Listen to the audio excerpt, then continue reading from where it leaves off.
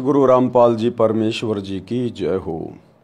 परमपिता परमात्मा सारी सृष्टि के रचनहार कुल मालिक असंख्य ब्रह्मांडों के स्वामी जगत गुरु तीनों लोकों में प्रवेश करके सबका भरण पोषण करने वाले राजाधिराज आत्माधार नाथों के नाथ देवों के देव महादेव सर्वेश्वर महेश्वर मृत्युंजय अजरो अमर आदि अनादि सनातनी प्रभु जगत पिता जगदीश्वर श्री श्री 1008 की उपाधि के वास्तविक अधिकारी अकाल मूर्त शब्द स्वरूपी राम वासुदेव सर्वगतम ब्रह्म परम पूज्य प्रथम पूज्य परम संत परम पुरुष परम धनी परम दयालु सत्य कबीर हक्का कबीर अल्लाहु कबीर अल्लाहु अकबर बाखबर अल्लाह ताला जगत के तारणहार जगत के मुक्तिदाता जगत के जगन्नाथ हारे के सहारे हिंदुओं के राम मुसलमानों के अल्लाह सिखों के वाहिगुरु ईसाइयों के मसीह दया के सागर दया निधि करुणा के सागर करुणा निधि स्वयं भू परिभू संकट मोचन कष्ट हरण मंगल करण दुख भंजन अविगत कबीर निर्विकार निर्विषम परमात्मा अलय अलेख सतगुरु आदि अनादि सतगुरु असली मर्यादा पुरुषोत्तम असली राम असली कृष्ण असली घनश्याम असली मुरारी राजाओं के राजा महाराजाओं के महाराजा शहंशाहों के शहंशाह सम्राटों के सम्राट भगवानों के भगवान अल्लाहों के अल्लाह प्रभुओं के प्रभु मसीहाओं के मसीह सच्चे वाहिगुरु बाबाओं के बाबा पीरों के पीर सेठों के सेठ जगत सेठ सावड़सा सेठ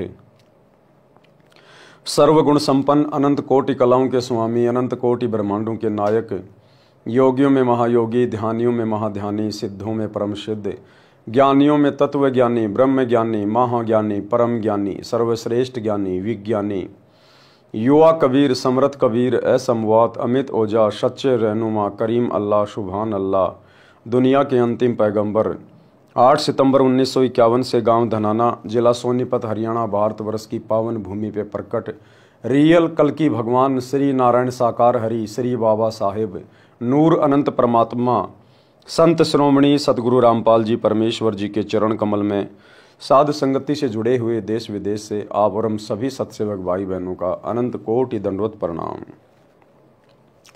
सत्साई भाई और बहनों, दया परमपिता परमेश्वर जी की सारी सृष्टि के सृजनहार सतगुरु रामपाल जी भगवान की जिनके विशेष आशीर्वाद से शुभ आशीर्वाद से उन्हीं के कर कमल से लिखित पवित्र पुस्तक जीने की राह के ऊपर वीडियो बनाने की श्रृंखला जारी है। इसी श्रृंखला में आज हमारा ये 21वें नंबर का वीडियो है। प्रत्येक वीडियो में गुरुदेव भगवान के आशीर्वाद से हमें भक्ति मार्ग से संबंधित बहुत सारी बातें पता चल रही हैं, जिन बातों को सुनकर देखकर पढ़कर हमारा दृढ़ विश्वास अपने पूज्य गुरुदेव भगवान के चरण कमल में बढ़ता ही जा रहा है और ये विश्वास ही है जो हमें एक दिन सतलोक में जा बैठाएगा। परमात्मा कहते हैं कहे कबीर सुनो वै साधो मैं तो हूँ विश्वास में। तो आज के वीडियो में आगे बढ़ते हैं। आज के वीडियो में गुरुदेव भगवान ने एक जति और सती भगत के लक्षण बताए हैं, साथ ही सती स्त्री के भी लक्षण बताए हैं और ये सांसारिक उदाहरण देकर हमें भक्ति मार्ग में दृढ़ करने का प्रयास किया है। पवित्र पुस्तक जीने की राह पार्ट नंबर 21 पेज नंबर 161 भगत जति तथा सती होना चाहिए। अब ये जति क्या होता है, सती क्या होता है? जति के लक्षण पुरुष यति यानी जति सो जानिए निज त्रिया तक विचार, यानी भगत या जगत का कोई भी व्यक्ति चाहे उपदेश ले रखा या नहीं ले रखा है, यति या जति उसी को कहते हैं जो केवल अपनी औरत तक ही सीमित रहता है, केवल अपनी पत्नी तक ही सीमित रहता है, व्यभिचार नहीं करता है, उसको जति या सती कहते हैं। माता बहन पुत्री सकल और जग की नार, अपनी स्त्री के अलावा आयु अनुसार अन्य स्त्री को अपनी बेटी बहन या मां की दृष्टि से देखने वाला जति कहलाता है। भावार्थ, यति पुरुष उसको कहते हैं जो अपनी स्त्री के अतिरिक्त अन्य स्त्री में पति पत्नी वाला भाव ना रखे, पर स्त्री को यानी दूसरी स्त्री को आयु अनुसार माता बहन या बेटी के भाव से जाने, उसको कहते हैं यति पुरुष या जति पुरुष। सती स्त्री के लक्षण, अब स्त्री को कैसा होना चाहिए? सती होना चाहिए। सती कौन होती है? जो अपने पति के अलावा पति वाला भाव अन्य किसी भी गैर पुरुष से ना लाए। आयु अनुसार अन्य को अपना बेटा, अपना भाई या अपना पिता समान समझे। चाहे कोई कितना ही सुंदर पुरुष क्यों ना हो, कितना ही धनवान क्यों ना हो, कितना ही बलवान क्यों ना हो, कितना ही आकर्षक क्यों ना हो, चाहे कोई सोने का पुरुष बना के क्यों ना खड़ा कर दिया जाए, चाहे ऊपर से कोई देवता क्यों ना नीचे उतर के आ जाए, जो सती स्त्री होती है, जो अपने धर्म कर्म की पक्की होती है, वो अपने पति के अतिरिक्त पति वाला भाव यानी मन में गंदे विचार, अश्लील विचार कभी सौपन में भी नहीं लेकर आएगी। उसको कहते हैं सती स्त्री। सती स्त्री के लक्षण: स्त्री सो जो पतिव्रत धर्म धरे, निज पति सेवत जोए, अन्य पुरुष सब जगत में पिता भ्रात सुत होए। अपने पति की आज्ञा में रहे। क्या कह रहे हैं गुरुदेव? सती स्त्री वो है जो अपने पति की आज्ञा में रहे और निज तन मन से लाग, पिया विपरीत न कछु करे, तात्रिया को बड़ भाग। अपने पति की आज्ञा में रहे और अपने पति के अतिरिक्त कुछ भी कार्य ना करे। उस स्त्री के बड़े भाग बताए, बड़ी सौभाग्यशाली बताई वो। गुरुदेव भगवान हमें सांसारिक उदाहरण देकर हमें आध्यात्मिकता में दृढ़ करना चाहते हैं। भक्ति मार्ग में सांसारिक स्त्री का उदाहरण देकर परमेश्वर ने हमारी आत्मा से जोड़ा है। आध्यात्मिक मार्ग में आत्मा स्त्री है, हम भगत भाई बहन स्त्री हैं और हमारा पति उपदेश लेने के बाद हमारा गुरुदेव हो जाता है। तो हमने भी इसी प्रकार से अपने गुरुदेव के प्रति सतीत्व वाला भाव धारण करना चाहिए। अपने गुरु की आज्ञा के अतिरिक्त हमने एक कदम भी भक्ति मार्ग पर भार नहीं रखना चाहिए। हमने अपने गुरु को, अपने पिया को, अपने परमेश्वर को प्रसन्न करने के हर संभव प्रयास करने चाहिए। उनकी आज्ञा के विरुद्ध हमने एक कदम भी बाहर नहीं रखना चाहिए। पिया विपरीत न कछु करे, तात्रिया को बड़ भाग। उस भगत के, चाहे वो बहन हो या भाई हो, उसके बड़े भाग, बड़ी सौभाग्यवती, बड़ी सौभाग्यशाली। भावार्थ: सती स्त्री उसको कहते हैं जो अपने पति से लगाव रखे। आत्मा, पतिव्रता आत्मा, पतिव्रता भगत या बहन उसको कहते हैं जो केवल अपने गुरुदेव भगवान से ही लगन रखे, अन्य किसी में परमात्मा वाला भाव ना देखे, अन्य किसी में परमेश्वर वाले भाव ना देखे। सती स्त्री उसको कहते हैं जो अपने पति से लगाव रखे, अपने पति के अतिरिक्त संसार के अन्य पुरुषों को आयु अनुसार पिता, भाई तथा पुत्र के भाव से देखे यानी बरते, अपने पति की आज्ञा में रहे यानी अपने गुरुदेव की आज्ञा में चले, उनके प्रत्येक नियम और मर्यादा में चले, मन तन से सेवा करे, कोई कार्य पति के विपरीत ना करे, कोई भी कार्य अपने गुरुदेव की भक्ति और मर्यादाओं के विरुद्ध ना करे, वो है पतिव्रता आत्मा। और जब तक हम इस प्रकार से पतिव्रता पद पर नहीं आएंगे तो हमारी भक्ति सफलता की ओर नहीं बढ़ेगी। दान करना कितना अनिवार्य है, यानी भक्ति मार्ग में सच्चे सतगुरु से उपदेश लेने के बाद में दान करना कितना अनिवार्य है। कबीर मनोकामना बिहाय के हर्ष सहित करे दान, ताका तन मन निर्मल होए, होए पाप की हान। कबीर यज्ञ दान बिन गुरु के निस्दिन माला फेर, निष्फल वह करनी सखल सतगुरु बाखे टेर।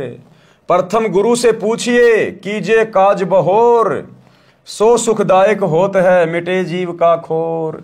भावार्थ: कबीर परमेश्वर जी ने बताया है कि बिना किसी मनोकामना के जो दान किया जाता है वह दान दोनों फल देता है।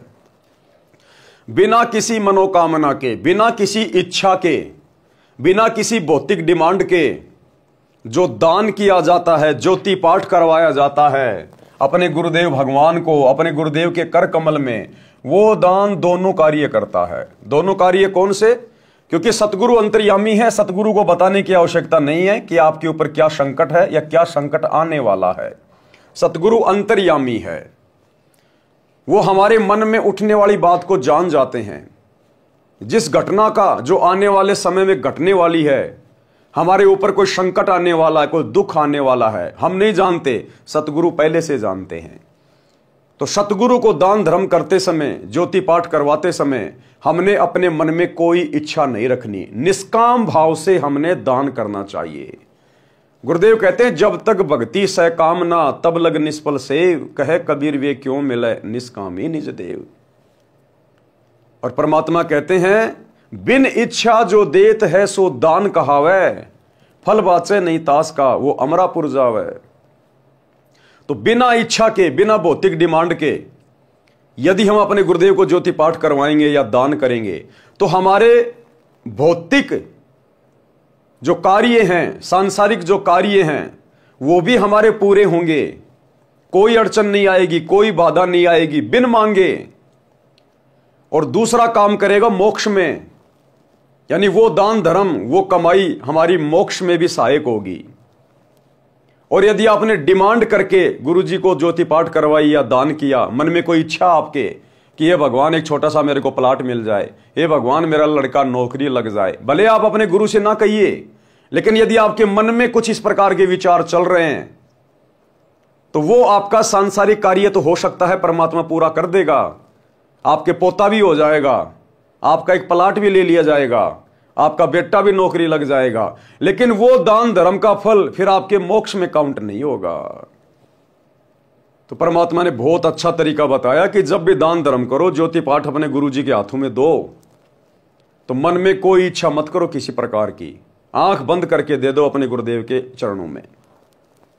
आपके दोनों कार्य सफल होंगे, आपके सांसारिक कार्य भी अंतर्यामी सतगुरु सफल करेगा और मोक्ष में भी वो भक्ति धन आपका ऐड हो जाएगा।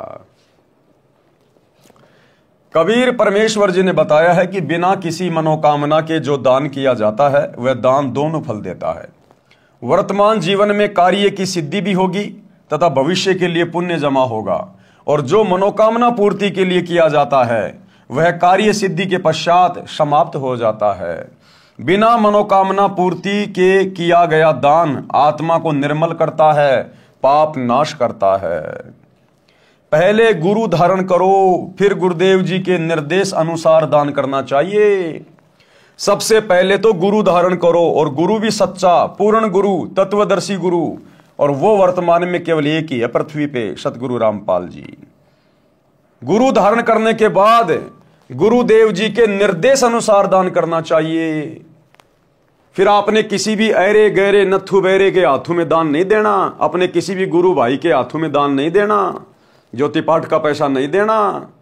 अपने गुरुजी के निर्देशन में, गुरुजी से आज्ञा लेकर फिर आपने ज्योति पाठ करवानी है। ये नियम है जो गुरुदेव यहां लिख रहे हैं कि गुरु बिन माला फेरते, गुरु बिन देते दान, गुरु बिन दोनों निष्फल है चाहे पूछो वेद पुराण। गुरु बिन दान पुण्य जो करही, मिथ्या होय कभू न फल ही। और गुरुदेव ने हमें निर्देशित किया है, आदेशित किया है सत्संगों में कि बच्चों सुपात्र को दान धर्म करना चाहिए, सुपात्र के हाथों में ज्योति पाठ का पैसा देना चाहिए।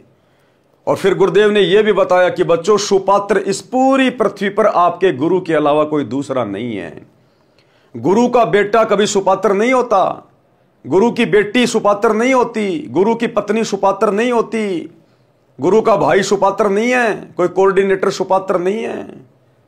सतगुरु ही सुपात्र है, या फिर सतगुरु जिसको अपना अधिकारी नियुक्त कर दे, सार्वजनिक तौर पर ठप्पा लगा दे अपना, उसके बाद फिर वो अधिकारी होता है।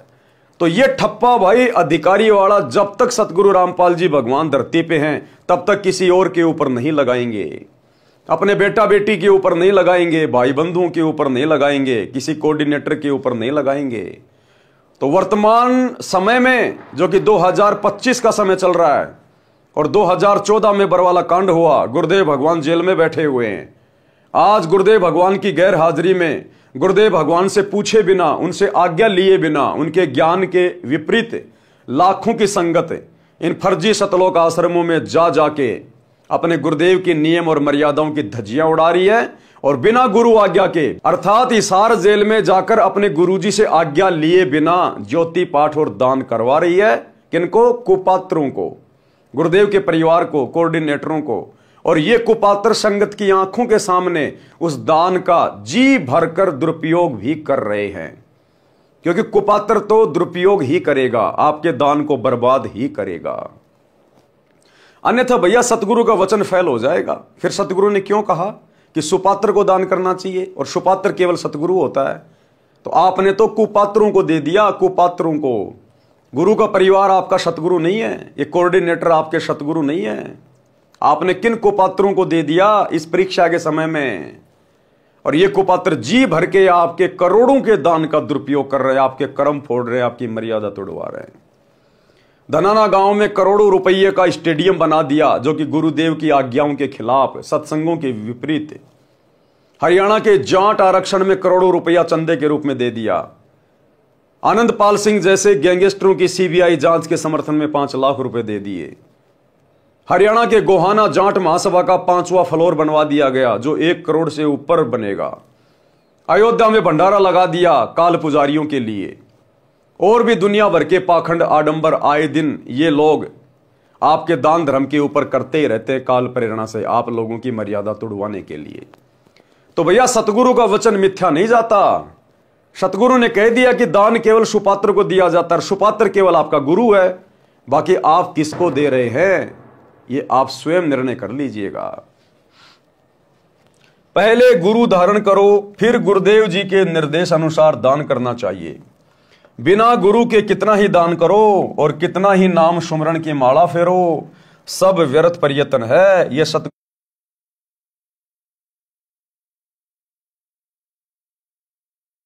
का तो यह मतलब है कि सबसे पहले सच्चा गुरु धारण करो, उसके बाद में दान करो। ठीक है भाई साहब, हमने सच्चा गुरु धारण कर लिया सतगुरु रामपाल जी को, अब क्या आंखें बंद करके दान करें किसी को भी? भाई गुरु तो हमने बना लिया सतगुरु रामपाल जी को, तो क्या अब आंखों पे काली पट्टी बांध के रोड पे खड़े भिखारी को पैसे दे दें, किसी भी शराबी को पैसे दे दें, किसी भी उल्टे कार्य में पैसे लगा दें, मंदिर में जाके दान कर दें, मस्जिद में जाके दान कर दें? क्योंकि गुरु तो हमने बना ही लिया, अब हमें दोष क्या लगेगा? तो इन वाणियों का एक नहीं अनेकों अर्थ निकलते हैं। सबसे पहले तो सच्चा गुरु धारण करो दान करने के लिए।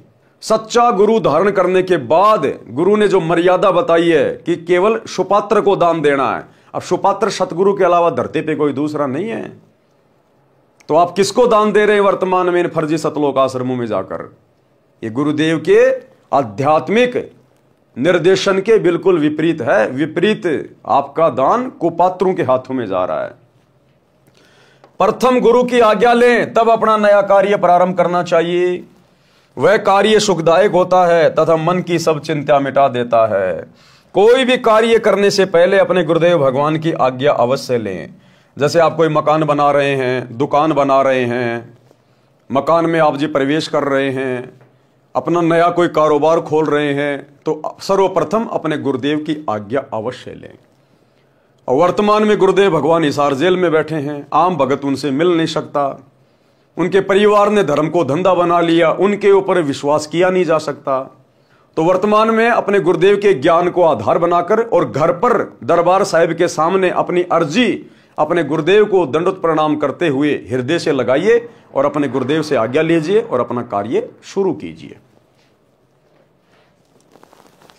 कबीर अभ्यागत आगम निरखी, आदर मान समेत, भोजन छाजन बित यथा सदा, काल जो देत। भावार्थ, आपके घर पर कोई अतिथि आ जाए तो आदर के साथ भोजन तथा बिछावना अपनी वित्तीय स्थिति के अनुसार सदा समय देना चाहिए। यानी एक अच्छे व्यक्ति के लक्षण बताए हैं, एक अच्छे भगत के लक्षण बताए गुरुदेव ने। यदि आपके घर पर कोई अतिथि आ जाए, कोई भी आ जाए, और यदि नेक इंसान है, अच्छा इंसान है, तो आदर सत्कार के साथ हमने उसके साथ में वार्तालाप करनी चाहिए, प्यार प्रेम के साथ में भोजन करवाना चाहिए, जैसा भी हमारा सामर्थ्य है। और जैसा भी है, यदि रात्रि को रुकना चाहता है तो बड़े इज्जत के साथ आप उनका बिछावना लगाइए। ये एक नेक इंसान के परमात्मा ने लक्षण बताए हैं। सोई मलेच्छ समझानिए, ग्रही जो दान विहीन, यही कारण नित दान करे, जो नर चतुर परवीन। भावार्थ, जो गृहस्थी व्यक्ति दान नहीं करता वह तो मलेच्छ यानी दुष्ट व्यक्ति के समान है। इसलिए हे बुद्धिमान, नित दान करें, क्योंकि गृहस्थी व्यक्ति के ऊपर पाप कर्म बहुत ज्यादा होते हैं। गृहस्थी व्यक्ति अपने घर में भी काम करते हैं, झाड़ू पोछा भी करते हैं, कपड़े भी धोते हैं, खेतों में काम भी करते हैं, बिजाई भी करते हैं, खेतों की जुताई भी करते हैं, तो उसमें बहुत ज्यादा जीव हत्या होती है। इसलिए गृहस्थी व्यक्ति को सबसे पहले सच्चा सतगुरु धारण करना चाहिए और उसके बाद यथासंभव दान अवश्य करना चाहिए। पात्र कुपात्र विचार के तब दीजिए ताही दान, देता लेता शुक्ल है अंत होए नहीं हान। अब क्या कह रहे हैं गुरुदेव कि पात्र और कुपात्र को विचार कर लेना चाहिए कि दान लेने का पात्र कौन है, यानी सुपात्र कौन है, और कुपात्र कौन होता है। कुपात्र यानी जो अधिकारी नहीं है। कहते हैं दान देने से पहले सुपात्र और कुपात्र जांच कर लेना चाहिए। देता लेता शुक्ल है अंत होए नहीं हान। यदि सुपात्र के हाथ में दान चला गया तो आपको कोई हानि नहीं होगी, और यदि कुपात्र के हाथों में दान दे दिया तो फिर उसका परिणाम भी भयंकर निकलेगा। भावार्थ, दान कुपात्र को नहीं देना चाहिए। अब सतगुरु रामपाल जी के अलावा धरती पर कोई भी सुपात्र नहीं है। इनके अलावा कोई भी ज्योति पाठ और दान का पैसा लेने का वर्तमान में अधिकारी नहीं है। अब वर्तमान में संगत किन के हाथों में दे रही है, स्वयं विचार कर लेना भाई। सुपात्र को दान हर्षपूर्वक देना चाहिए। अब सुपात्र सतगुरुदेव भगवान तो हिसार जेल में बैठे हैं भाई। हिसार जेल में परीक्षा चल रही है। या तो हिसार जेल में अपने गुरुदेव से जाकर आमने सामने प्रत्यक्ष उनसे भेंट करके आज्ञा लेके उसके बाद दीजिए, अन्यथा अपने दान को अपने घर पे रखिए भैया। जब गुरुदेव आए उसी समय उनके कर कमल में दीजिए। सुपात्र गुरुदेव बताया। सुपात्र कौन है? गुरुदेव। और कोई सुपात्र नहीं है धरती पर दान लेने का कोई अधिकारी नहीं है। सुपात्र गुरुदेव बताया है। फिर कोई भूखा है उसको भोजन देना चाहिए। रोगी का उपचार अपने वित्त सामने धन देकर करना। क्या कह रहे हैं गुरुदेव? यदि कोई भूखा है तो उसको भोजन देना चाहिए। भोजन के पैसे नहीं देने चाहिए। नगद 1 रुपया भी भगत ने किसी को नहीं देना अपने गुरु के अलावा। चाहे कोई कितना ही गिड़गिड़ाए, कितना ही रोए, कितना ही नौटंकी करे, भगत ने भावनाओं में नहीं बहना। आवश्यकता से अधिक दया धर्म भी भगत के लिए हानिकारक होता है।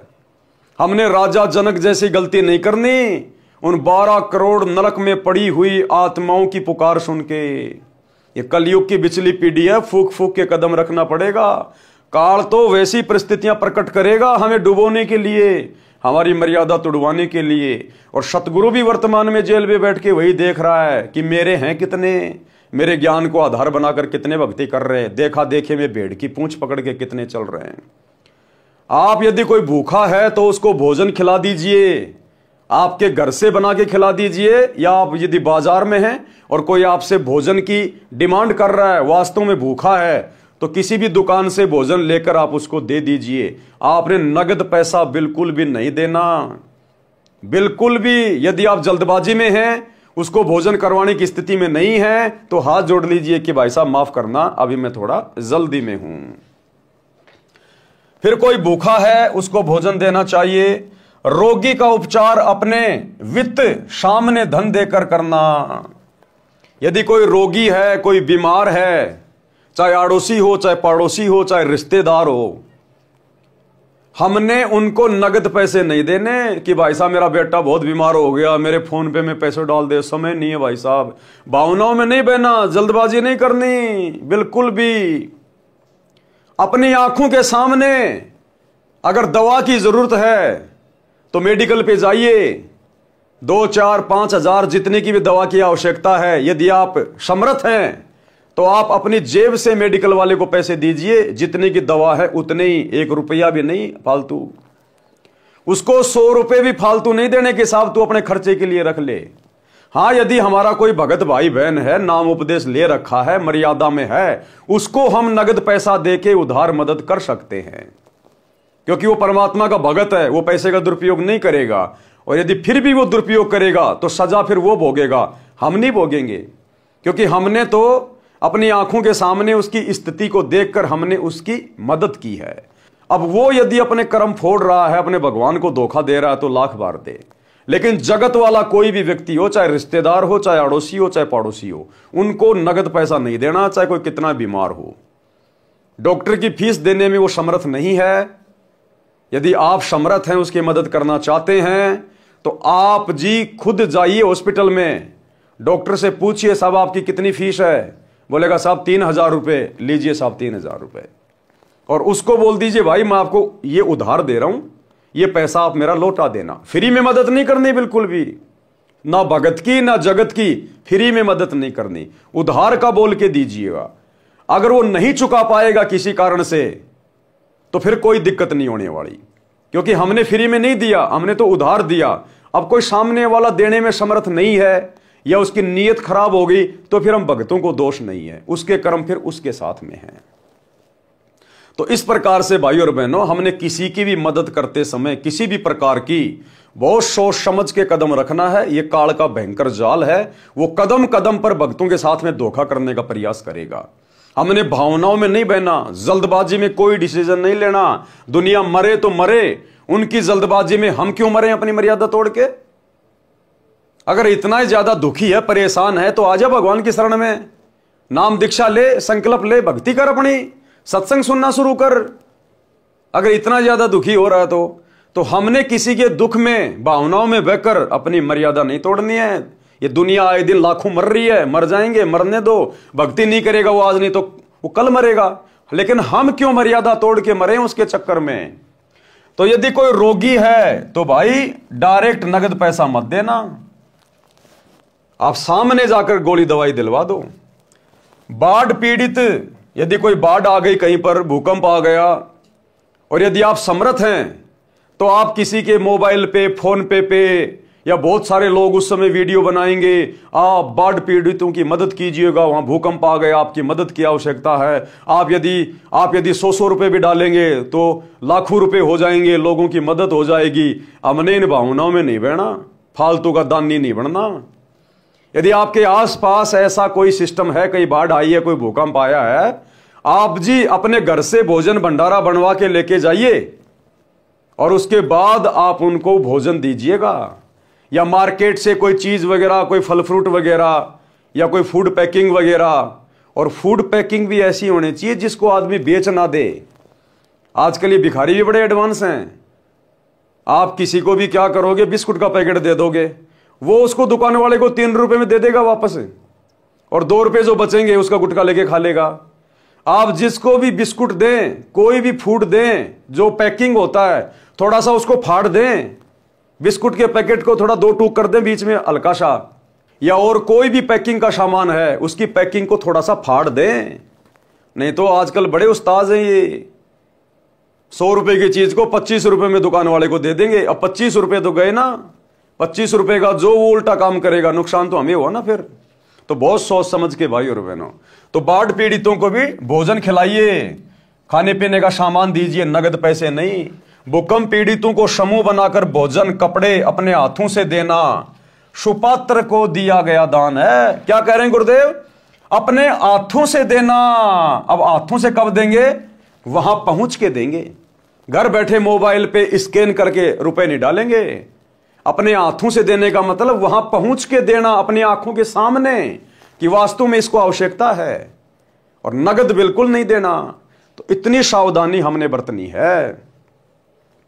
अपने हाथों देना, सुपात्र को दिया दान कहा है, इससे कोई हानि नहीं होती है। धर्म बोध पृष्ठ 189 का सारांश। कबीर फल कारण सेवा करे, निस्दिन याचे राम। कहे कबीर सेवा नहीं, जो चाहे चौगुने दाम। कि भैया अगर सेवा के बदले अगर तू धन की उम्मीद कर रहा है, तो फिर तू तो मजदूरी कर रहा है, तू भक्ति नहीं कर रहा, तू तो बिजनेस कर रहा है, तू तो व्यापार कर रहा है। कि मैं गुरुजी को एक ज्योति करवा दूं, अगर मेरा एक प्लाट अगर वो बिक जाए, तो अगर वो प्लाट में ले लूं तो गुरुजी को ज्योति करवा दूं, तो तू तो भैया बिजनेस कर रहा है, गुरु के साथ में धंधा कर रहा है। तू सेवा थोड़ी कर रहा है, दान थोड़ी कर रहा है। कबीर फल कारण सेवा करे, निस्दिन याचे राम। कहे कबीर सेवा नहीं, जो चाहे चौगुने दाम। जो किसी कार्य की सिद्धि के लिए सेवा यानी पूजा करता है, दिन रात परमात्मा से मांगता रहता है। परमेश्वर कबीर जी ने कहा है कि वह सेवा नहीं, जो 4 गुना धन सेवा के बदले इच्छा करता है। कबीर सज्जन सगे कुटुंब हितु, जो कोई द्वारे आव। कभू निरादर ना कीजिए, राखे सबका भाव। एक नेक भगत के क्या लक्षण बताए, एक अच्छे इंसान के गुरुदेव ने क्या लक्षण बताए। भद्र पुरुषों, सगे यानी रिश्तेदारों, कुटुंब यानी परिवारजनों तथा हितु यानी आपके हितैषियों का आपके द्वार पर आना हो तो कभी अनादर नहीं करना चाहिए, सबका भाव रखना चाहिए, लेकिन अपनी मर्यादाओं का विशेष ध्यान रखना चाहिए। मर्यादा तोड़कर हमने दूसरों का आदर सत्कार नहीं करना, मर्यादा तोड़कर हमने ज्यादा सम्मान का पात्र नहीं बनना। अपनी मर्यादा पहले, घर पर कोई भी आ जाए, रिश्तेदार आ जाओ, कोई सागा संबंधी आ जाओ, सबको प्यार प्रेम से बोलिए, बढ़िया भोजन खिलाइएगा, परमात्मा की चर्चा सुनाइएगा। हमने अपनी मर्यादाओं का सबसे पहले ध्यान रखना है। कबीर कोड़ी कोड़ी जोड़कर कीने लाख करोड़, पैसा एक ना संग चले केते दाम बटोर। कि भैया कितना ही जोड़ ले, कितना ही बैंक भर ले, कितना ही दुनिया लूट ले, रिश्वत ले ले, ठग ले, अंत में तेरे साथ एक फुट्टी कोड़ी भी नहीं जाएगी। जो कर्म तूने बिगाड़ लिए, लोगों को ठग के, चोरी करके, धन जमा करके, वो कर्म तेरे साथ जाएंगे। भावार्थ, दान धर्म पर पैसा खर्च किया नहीं, लाखों करोड़ों रुपए जमा कर लिए, संसार छोड़कर जाते समय एक पैसा भी साथ नहीं चलेगा, चाहे कितना ही धन संग्रह कर लो। जो धन हरि के हेत धर्म रा नहीं लगात, सो धन चोर लबार गहे धर छाती पर लात। जो व्यक्ति दान धर्म में पैसा नहीं लगाता, शुभ कार्यों में पैसा नहीं लगाता है, कहते हैं जो धन हरि के हेत धर्म रा नहीं लगात, सो धन चोर लबार गहे धर छाती पर लात। कहते हैं चोर उसके धन को चुरा लेंगे, उसकी छाती पे लात धर के। आपका लड़का बीमार हो जाएगा, एक्सीडेंट हो जाएगा, आपने डॉक्टर को लाखों रुपए देने पड़ेंगे, कार्ड ले गए छाती पे पैर रख के। जो आप 5,000 रुपए भी दान में लगाने से डर रहे थे ना कि कहीं पैसे कम ना पड़ जाए, नुकसान ना हो जाए, अब छोरा बीमार हो गया, अब लाखों रुपए वो डॉक्टर लेगा छाती पे पैर धर के। घर में चोरी हो जाएगी, चोर चुरा ले जाएंगे पैसा, ज्वेलरी, सोना चांदी, छाती पे पैर रख के रोते रहो फिर बाद में। और दान धर्म करते तो परमात्मा मुसीबत में आगे खड़ा हुआ मिलता, आगे खड़ा हुआ। जो धन परमात्मा के निमित्त खर्च नहीं होता, कभी धर्म कर्म में नहीं लगता, उसके धन को डाकू, चोर, लुटेरे छाती ऊपर लात रखकर यानी डरा धमकाकर छीन ले जाते हैं। सत का सौदा जो करे, दंभ छल छिद्र त्यागे, अपने भाग का धन लहे पर धन विषम लागे। सत का सौदा यानी सत भक्ति जो करे, जो सत भक्ति रूपी धंधा करे, व्यापार करे, और दंभ यानी अहंकार और छल छिद्र त्यागे यानी ये चतुराई, ये कपट, धोखाधड़ी, इसको छोड़ दे और अपने भाग का धन लहे, केवल अपनी किस्मत का धन ही अपना समझे, पर धन विषम लागे। दूसरे का धन, दूसरे का पैसा जहर के समान लगना चाहिए।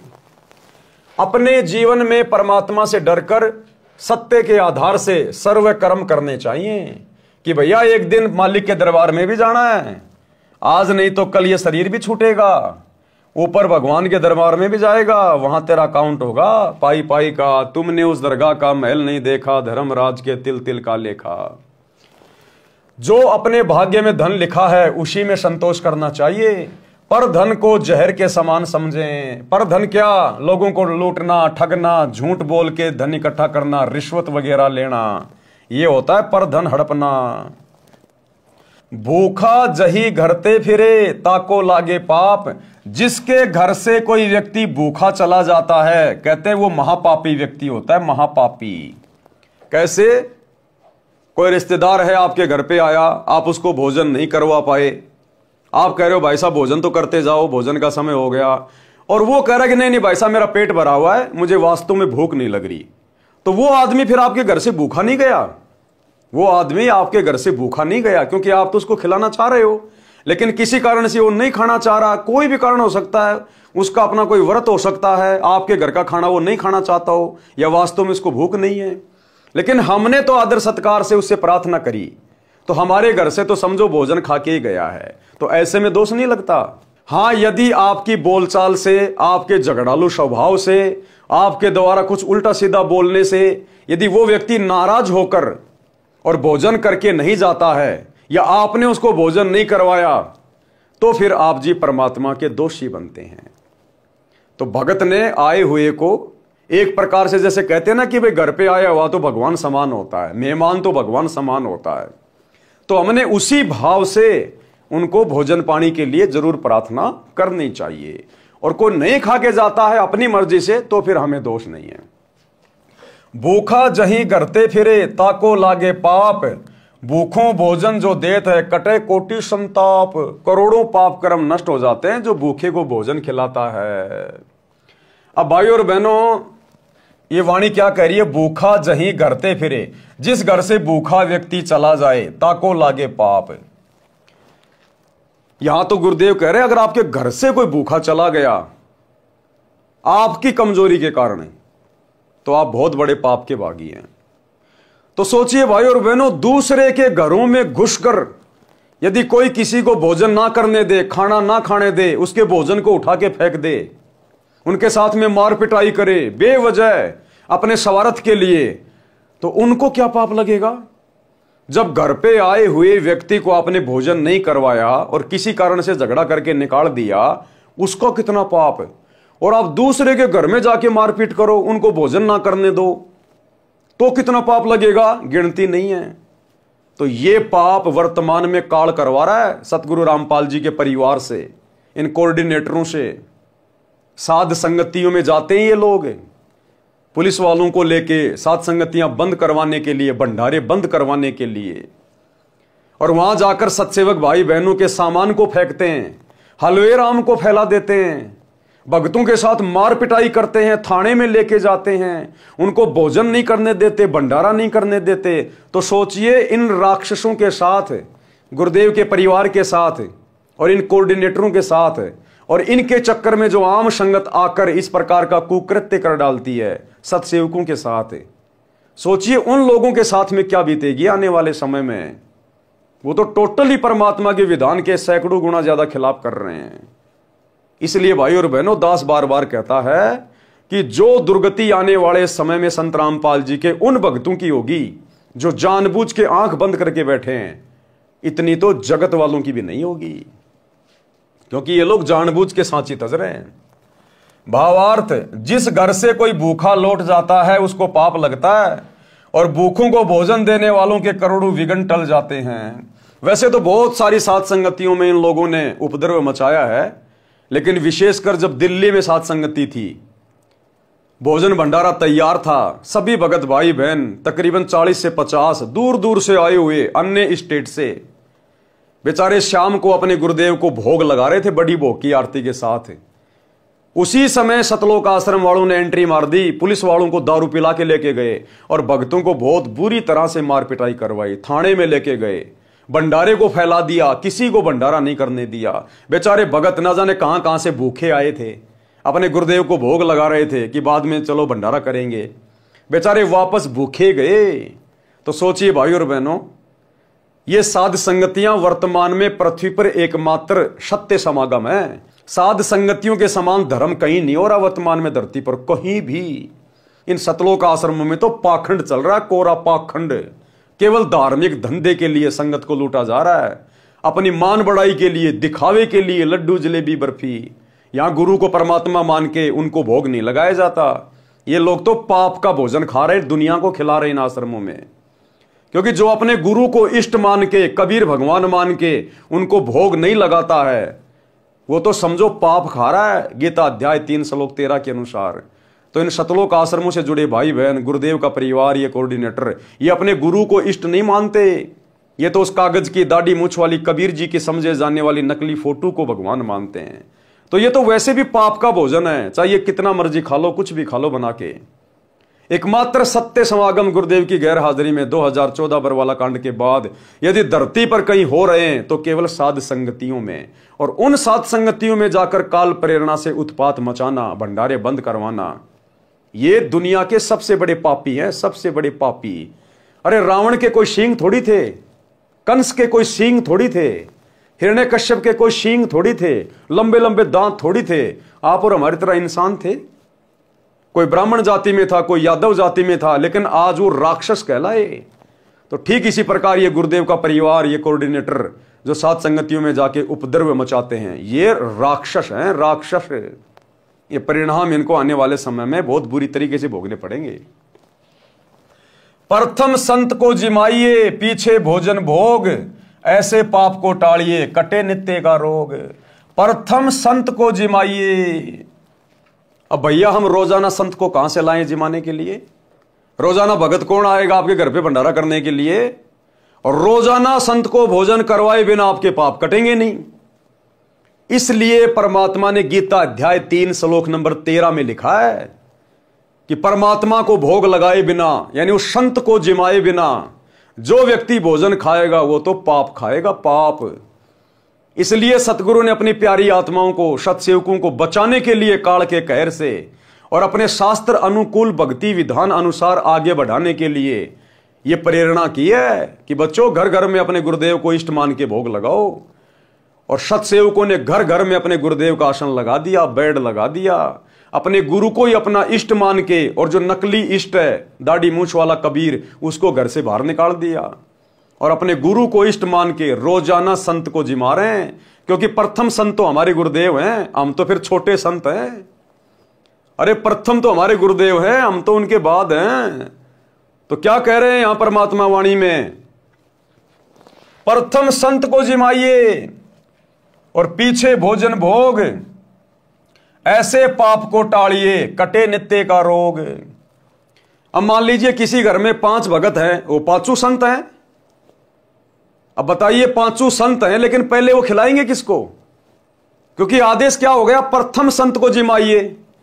तो मान लीजिए आपने अपने बेटों को जिमा दिया, वो भगत हैं, तो आपको तो मिल गया पुण्य, लेकिन आपके बेटों को पुण्य कहां मिला? क्योंकि उन्होंने तो संत को जिमाए बिना भोजन कर लिया।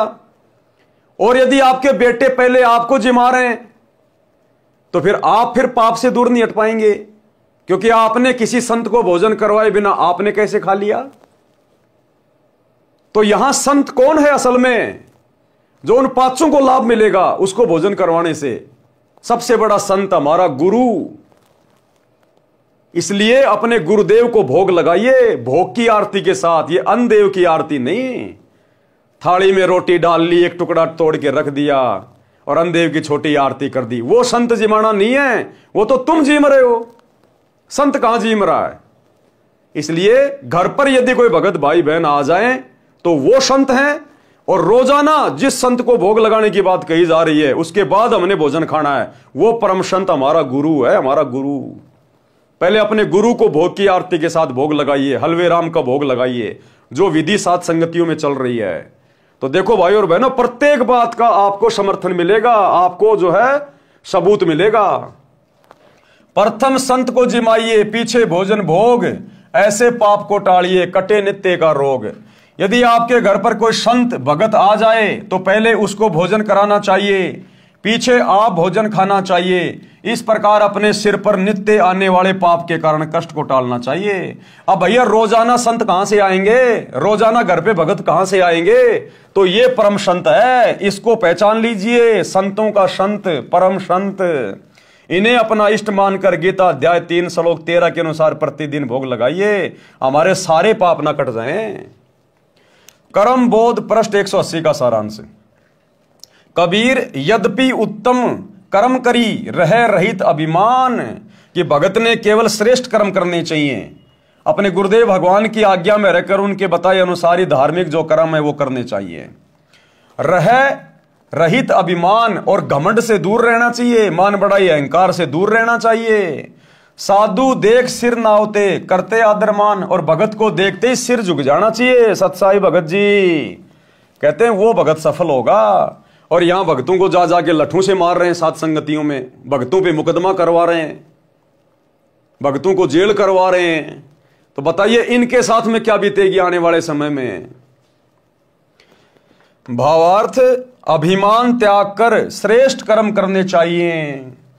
अब भैया अभिमान तो कूट कूट के भर दिया काल ने संगत में, वर्तमान में गुरुदेव की गैर हाजिरी में। अभिमान कहां से त्यागेंगे और श्रेष्ठ कर्म कहां से करेंगे? ये तो घटिया कर्मों में लग गए। राजनेताओं की रैलियों में धक्के खाना श्रेष्ठ कर्म नहीं है भक्ति मार्ग में। दुनिया के लिए अपने गुरुदेव की मर्यादा तोड़ के स्टेडियम बनवाना श्रेष्ठ कर्म नहीं है भक्ति मार्ग में। अयोध्या में जाके आन उपासना को बढ़ावा देते हुए काल पुजारियों के लिए भंडारा लगाना ये श्रेष्ठ कर्म नहीं है गुरुदेव के अनुसार। हरियाणा के जाटों की धर्मशाला बनवाना, करोड़ों रुपया भक्तों के दान पाठ का ज्योति का बर्बाद करना ये श्रेष्ठ कर्म नहीं है। जाट आरक्षण में करोड़ों रुपया चंदे में दे देना, भक्तों की मर्यादा तोड़वाना वहां बैठा कर ये श्रेष्ठ कर्म नहीं है। आनंदपाल जैसे गुंडों की सीबीआई जांच का समर्थन करने के लिए राजपूत करणी सेना की रैली में जाके बैठना और 5 लाख रुपए चंदे के रूप में देना ये भक्ति मार्ग में श्रेष्ठ कर्म नहीं है। आश्रम में हॉस्पिटल बनाना अति घटिया कर्म, अति घटिया कर्म। तो भाई और बहनों, परमात्मा का विधान क्या कह रहा है, गुरुदेव का संविधान क्या कह रहा है और भगत समाज किस दिशा में जा रहा है, इसी बात की परीक्षा लेने के लिए, अपने सिर से नकली भक्तों का बोझ उतारने के लिए परमात्मा ये लीला कर रहे हैं। इस आर जेल में बैठने की किसी ने बांध नहीं रखा है, वो अबंध परमात्मा है। अभिमान त्याग कर श्रेष्ठ कर्म करने चाहिए। संत भगत को आता देखकर शीश झुकाकर प्रणाम तथा सम्मान करना चाहिए। कबीर बार बार निज शरणते सुने जो धर्म पुराण, कोमल चित उदार नित हिंसा रहित बखान। भगत को चाहिए कि वह बार बार धर्म कर्म के विषय में सत्संग ज्ञान सुने और अपना चित्त कोमल रखे। अहिंसा परम धर्म है, ऐसे अहिंसा संबंधी प्रवचन सुनने चाहिए। कबीर न्याय धर्म युक्त कर्म सब करे, न करना कभू अन्याय।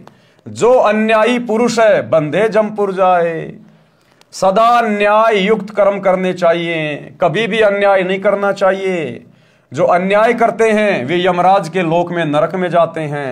धर्म बोध पृष्ठ 181 का सारांश है। आम संगत यदि बेचारी कानों में सोना पहन ले, कोई चांदी के आभूषण पहन ले, तो तुरंत उनका सतलोक आश्रम वालों की तरफ से पीला पर्चा निकाल दिया जाता है कि गुरुजी का आदेश है, ये अभी तक सोना पहनता है और सारनाम भी ले रखा है, इसकी सभी आश्रमों से नामदान सेंटरों से नो एंट्री की जाती है। और गुरुजी की लड़की मंजू देखे कोई माई का लाल उससे छुड़वा देना कानों में सोना पहनना। अरे गुरु की बड़ी लड़की जिसने सारनाम ले लिया, सार शब्द ले लिया, बस वो तो सतलोक के लिए तैयार बैठी है, कभी भी जा सकती है। उसका सोना पहनना छुड़वा दो ना कोई माई का लाल। आज 2025 तक तो सोना पहनना छोड़ा नहीं है, आगे की मैं कह नहीं सकता। तो ये न्याय नहीं हो रहा, ये अन्याय हो रहा है, अन्याय। आम संगत का तो पीला पर्चा निकाल दिया जाता है छोटी सी बात पे, और गुरुजी की लड़की सरेआम सोना पहन के घूम रही है, कोई माई का लाल उसकी नो एंट्री करके दिखाओ ना। तो ये अन्याय हो रहा है, न्याय नहीं हो रहा। सदा न्याय युक्त कर्म करने चाहिए, कभी भी अन्याय नहीं करना चाहिए।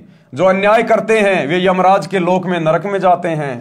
धर्म बोध पृष्ठ 181 का सारांश है। कबीर गृह कारण में पाप बहु नित लागे सुन लोए, ताही ते दान अवश्य दूर ताही ते होए।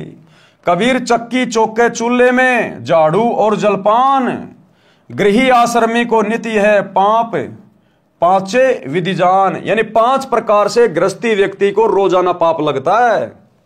आटा पीसता है उस समय जीव मरते हैं, घर में झाड़ू चौका होता है उस समय जीव मरते हैं, चूल्हे में खाना बनाया जाता है उसमें जीव मरते हैं, झाड़ू लगाई जाती है, और जलपान यानी खाना वाना खाते समय, बर्तन वर्तन धोते समय, खेतों में काम करते समय।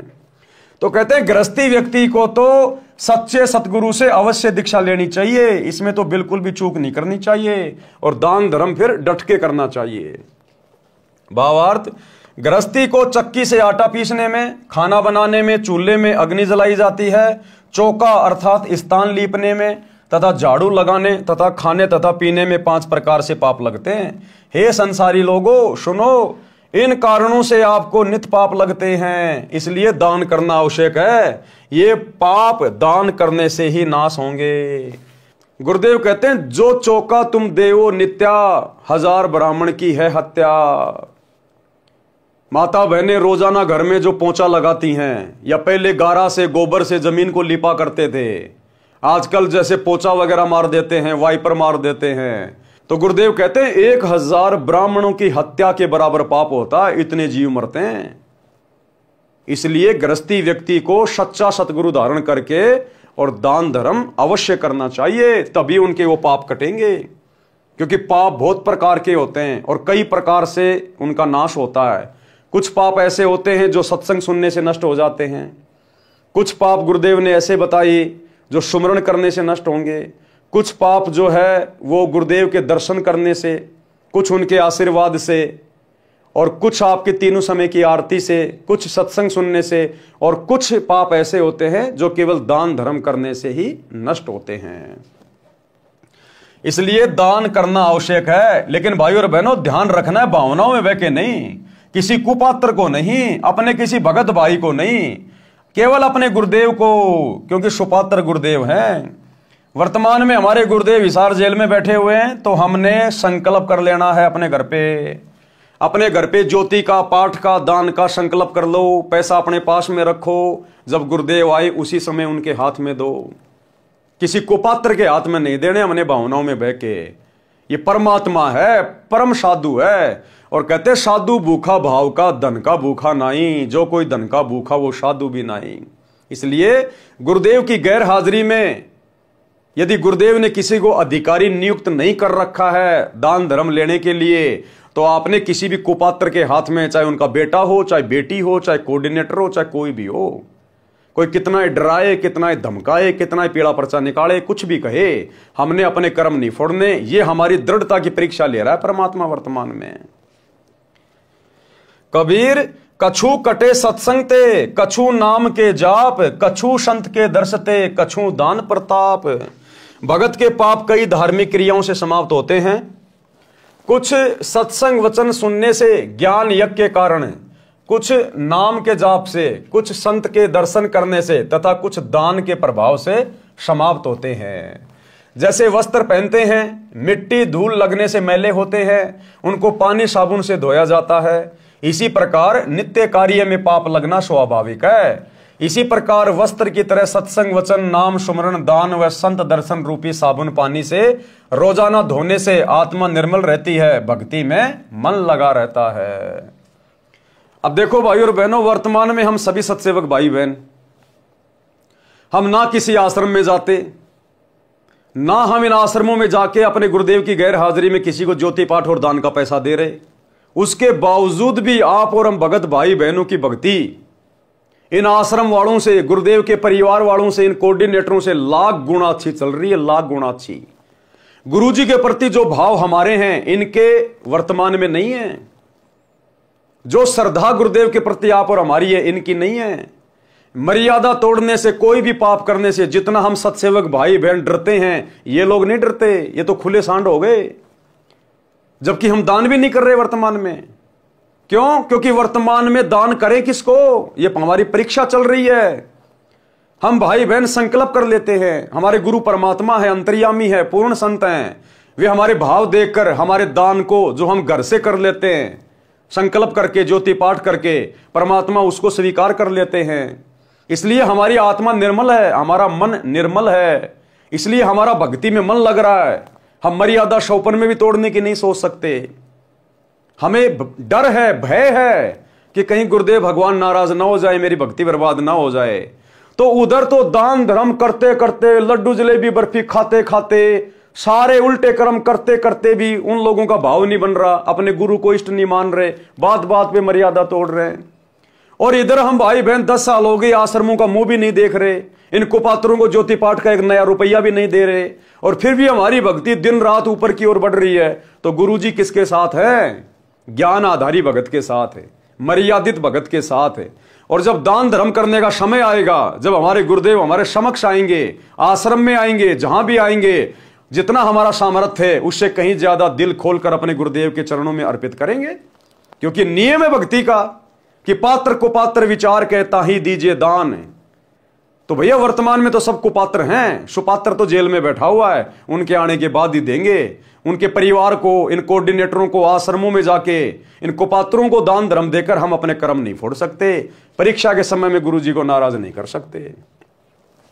कबीर जो धन पाए न धर्म करत, ना ही सदव्यवहार, सो प्रभु के चोर हैं फिरते मारो मार। जो धन परमात्मा ने मानव को दिया है उसमें से जो दान नहीं करते और ना अच्छा आचरण करते हैं वे परमात्मा के चोर हैं, जो माया जोड़ने की धुन में मारे मारे फिरते हैं। संत गरीबदास जी ने भी कहा है कि जिन हर की चोरी करी और गए राम गुण भूल, ते विदना बागुल किए रहे उर्द मुखजूल। यही प्रमाण गीता अध्याय 3 श्लोक 10 से 13 में कहा है कि जो धर्म कर्म नहीं करते, जो परमात्मा द्वारा दिए धन से दान आदि धर्म कार्य नहीं करते, वे तो चोर हैं। वे तो अपना शरीर पोषण करने के लिए अन्न पकाते हैं, धर्म में नहीं लगाते, वे तो पाप ही खाते हैं। बच्चों को शिक्षा अवश्य दिलानी चाहिए। बच्चों को भगत ने शिक्षा अवश्य दिलानी चाहिए। या कौन सी शिक्षा की बात हो रही है? धार्मिक शिक्षा की। यानी बच्चों को सतगुरु से उपदेश दिलाना चाहिए, यह धार्मिक शिक्षा है। सत्संग सुनाना चाहिए, यह धार्मिक शिक्षा है। क्या कह रहे हैं परमात्मा? बच्चों को शिक्षा अवश्य दिलानी चाहिए। कबीर मात पिता सो शत्रु हैं, बाल पढ़ावे नाही, हंसन में बगुला यथा तथा अनपढ़ सो पंडित माही। भावार्थ, जो माता पिता अपने बच्चों को पढ़ाते नहीं, वे अपने बच्चों के शत्रु हैं। अशिक्षित व्यक्ति शिक्षित व्यक्तियों में ऐसा होता है जैसे हंस पक्षियों में बगुला। अब देखो क्या लिख रहे हैं गुरुदेव, यहां पढ़ाने का तात्पर्य धार्मिक ज्ञान कराने से है, सत्संग आदि सुनने से है। ये नहीं कि यार गुरुजी ने कह दिया अब तो मैं मेरे बच्चे को इंजीनियर बनाऊंगा, डॉक्टर बनाऊंगा, वकील बनाऊंगा।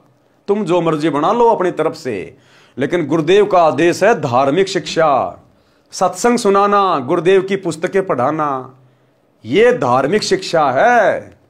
ये सांसारिक शिक्षा चाहे पढ़ो ना पढ़ो, इसका कोई यूज नहीं है। ये धार्मिक शिक्षा मुख्य है, जिससे हमें परमात्मा मिलेगा, मोक्ष मिलेगा। ये सांसारिक शिक्षा पढ़ पढ़ के बड़े बड़े राजा महाराजा बन के आज वो कुत्ते बन के फिर रहे हैं, गधे बन के फिर रहे हैं। रोडों पे इनकी मूर्तियां लग रही हैं, साल में एक बार साफ करते हैं, बाकी धूल मिट्टी जम रही है, कौवा बीट करता बैठ के। सांसारिक शिक्षा ले लेके अपना नाम करके जो शरीर छोड़ के चले गए बिना भक्ति के, आज उनकी बाहर भी दुर्गति और उनकी मूर्तियों की भी दुर्गति। तो यह धार्मिक शिक्षा की बात हो रही है। अपने बच्चे को अगर आप अक्षर ज्ञान करवाना चाहते हैं तो केवल 8वीं 10वीं तक पढ़ाइए, यदि आप भगत हैं तो। देखो, जिसको ज्ञान नहीं है, जो उपदेशी नहीं है, वो तो जो मर्जी अपने बच्चे को चाहे राष्ट्रपति बनाओ, हमें कोई लेना देना नहीं। यहां भक्तों की बात हो रही है, क्योंकि भक्तों को फिर ज्ञान हो जाता कि गुरुदेव ने शिक्षा क्यों दी है, आज से पहले शिक्षा क्यों नहीं थी, 1950 से पहले शिक्षा घर घर में क्यों नहीं थी, लाखों साल बीत गई सतयुग से लेकर आज तक शिक्षा क्यों नहीं दी भगवान ने, ये वर्तमान समय में क्यों दी पिछली पीढ़ी में। क्योंकि वर्तमान में परमात्मा ने अक्षर ज्ञान करवा के शास्त्रों को दिखा दिखा के अपनी पहचान करवानी थी। हमारी आत्मा को दृढ़ करना था कि सतगुरु ही परमात्मा होता है और परमात्मा की भक्ति कितनी आवश्यक है। अब हमें पता चल गया तो हमारे बच्चों को, हमारे पोतों को, पोतियों को तो ऑटोमेटिक ही पता चलेगा। जो हम भक्ति करेंगे वो ही हमारे पीछे पीछे वो करेंगे। अरे भैया, हम छोटे छोटे बचपन में थे, हम कौन सा ब्रह्मा विष्णु महेश से मिलके आए थे, हम कौन सा स्वर्ग देख के आए हैं, हमारी क्या रिश्तेदारी है ब्रह्मा विष्णु महेश से। हमारे घर में हमारे बाप दादा, हमारे रिश्तेदार जो भक्ति कर रहे थे, देखा देखी हम भी करने लग गए। हमने कौन सी रामायण पढ़ी थी, कौन सी गीता पढ़ी थी, घर वालों को देख के उनको भगवान मान लिया। तो ऐसे ही आने वाले समय में हमारे बच्चे, हमारी जो नस्लें होंगी, वो हमारे को देख के भक्ति करेंगी। तो हम यदि सही रास्ते पे लग गई तो बच्चे तो ऑटोमेटिक लग जाएंगे। तो अपने बच्चों को केवल बेसिक शिक्षा दीजिए, सांसारिक शिक्षा, लिखाई पढ़ाई केवल बेसिक 8वीं 10वीं करवाइए, इससे ज्यादा ना करवाइए। अगर आप भगत होकर अपने बच्चे को नौकरी के लिए पढ़ा रहे हैं तो आपसे बड़ा मंदबुद्धि भगत दुनिया में कोई दूसरा नहीं है। यदि किसी व्यक्ति को आध्यात्मिक ज्ञान नहीं है तो वह शुभ अशुभ कर्मों को नहीं जान पाता, जिस कारण से वह पाप करता रहता है, शराब पीता है, मांस खाता है, चोरी ठगी करता है। और जो सत्संग सुनते हैं उनको संपूर्ण कर्मों का तथा अध्यात्म का ज्ञान हो जाता है, वह कभी पाप नहीं करता। वह हंस पक्षी जैसा है जो सरोवर से केवल मोती खाता है, यानी केवल शुभ कर्म ही करता है। जीव जंतु मछली आदि आदि नहीं खाता। इसके विपरीत अध्यात्म ज्ञानहीन व्यक्ति बुगले पक्षी जैसा स्वभाव का होता है। बुगला पक्षी मछली, कीड़े मकोड़े आदि आदि जल के जंतु खाता है। शरीर के दोनों हंस पक्षी तथा बगुला पक्षी एक जैसे आकार तथा सफेद रंग के होते हैं। शरीर से तो भगत भी वैसा और जगत वाला भी ऐसा, लेकिन उसके कर्मों में अंतर होता है रात दिन का। जिस प्रकार बगुला और हंस पक्षी दोनों दिखने में एक जैसे लगते हैं, लेकिन जब वो खाते हैं तब पता चलता है उनकी खुराक क्या है। तो इंसान तो सब एक जैसी हैं, चाहे कोई भक्ति करो ना करो, लेकिन उनके कर्मों से पता चलता कि कौन भगत है और कौन अभगत है। उनको देखकर नहीं पहचाना जा सकता, उनके कर्मों से पता चलता है। इसी प्रकार तत्व ज्ञान युक्त व्यक्ति शुभ कर्मों से तथा तत्व ज्ञानहीन व्यक्ति अशुभ कर्मों से पहचाना जाता है। तो आज सतगुरुदेव की संगत में जो 2 पार्ट हो चुके हैं, सतसेवक वर्सेज सतलोक आश्रम मैनेजमेंट, आज इनके कुकर्मों से पहचान हो रही है कि संत रामपाल जी के असली भगत कौन है और नकली दिखावटी भगत कौन है। तो हम सतसेवक भैया शुभ कर्म करते हैं, और शुभ कर्म वो हैं जो हमारे गुरुदेव ने भक्ति पर करने के लिए बता दिए। 5 यज्ञ ये शुभ कर्म है, मर्यादा ये शुभ कर्म है। ये गंदी राजनीति, स्टेडियम बनाना, आरक्षणों में जाना, गुंडों की सीबीआई जांच, जाटों की धर्मशाला, स्टेडियम बनाना, आश्रम में हॉस्पिटल बनाना, आश्रम पे आश्रम खोलना, दुनिया भर के आश्रम में पाखंड करना, राजनेताओं के तलवे चाटना, रैलियों में धक्के खाना, ये भक्ति मार्ग में शुभ कर्म नहीं है, ये तो कर्म फोड़ने वाले अशुभ कर्म है। कबीर पहले अपने धर्म को भली भांति सिखलाए, अन्य धर्म की सीख सुन भटकी बाल बुद्धि जाए। यानी अपने बच्चों को अपने धर्म कर्म के विषय में, भक्ति मार्ग के विषय में अच्छे से शिक्षा देनी चाहिए। बच्चों को या परिवार के अन्य सदस्यों को पहले अपने धर्म का ज्ञान पूर्ण रूप से करवाना चाहिए कि भैया वर्तमान में अपने गुरुजी के अलावा धरती पे कोई सत भक्ति नहीं है। इस भक्ति से ही हम जन्म जन्मांतर का, जन्म मरण का रोग नष्ट करवा सकते हैं, नरक की घोर यातनाएं समाप्त हो सकती हैं, 84 लाख योनियों में गधे कुत्ते सूअर वाले कष्टों से दूर हो सकते हैं, सतलोक में जाकर अखंड सुख भोग सकते हैं, हमारा ये लोक भी सुखी, हमारा परलोक भी सुखी। इसलिए हमने गुरुजी की 3 समय की आरती, सुमरण करना, सत्संग सुनना, 5 यज्ञ करना बहुत जरूरी है। हमने अन्य बच्चों की तरह फालतू में त्योहार मनाना, परंपराओं को निभाना, हमने ये काम नहीं करने। मोबाइल में गेम वगैरह नहीं खेलने, दान धर्म करना चाहिए अपने गुरुजी को, भगत ने मीठा बोलना चाहिए, गाली गलौच नहीं निकालनी चाहिए है, मोबाइल में कोई गेम नहीं खेलना चाहिए, कोई अश्लील कोई फिल्म वगैरह नहीं देखनी चाहिए। तो हमने इस प्रकार से घर के सदस्यों को और अपने बच्चों को सबसे पहले अपने धर्म कर्म के बारे में विशेष तौर पर जानकारी देनी चाहिए, शिक्षा देनी चाहिए।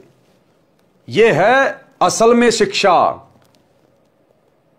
जो आगे चलकर हमारे बच्चों का भविष्य उज्जवल बनाएगी। क्योंकि जिसके साथ परमात्मा हो गया भाई, जो सतभक्ति करेगा तो ऑटोमेटिक परमात्मा उसके साथ होगा, और जब भगवान जिसके साथ है तो फिर राजा भी फैला उसके आगे। तो आने वाले समय में यदि किसी का उज्जवल भविष्य होगा, सुनहरा जीवन होगा, सुखमय जीवन होगा, तो केवल सतगुरु रामपाल जी के मर्यादित भक्तों का होगा। यहां के राजा को भी वो सुख नहीं होंगे जो सुख और मानसिक शांति सतगुरु रामपाल जी के सत भक्तों को होगी।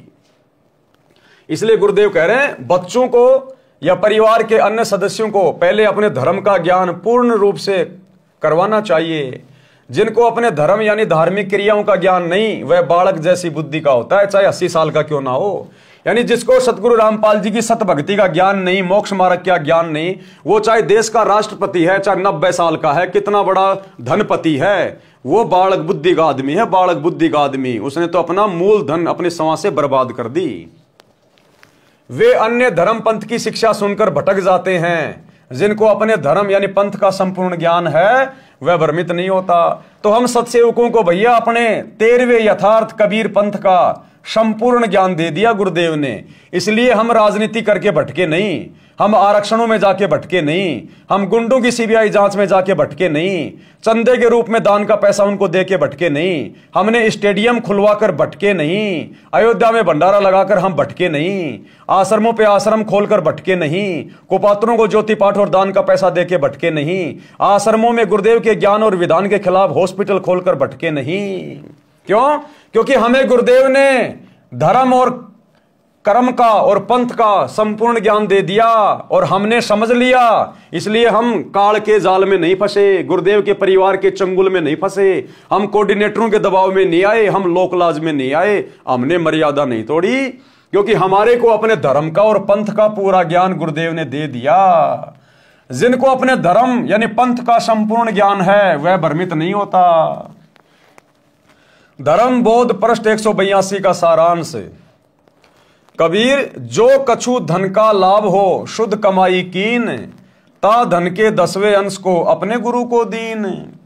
10वां अंश गुरु को दीजिए, अपना जन्म सफल कर लीजिए।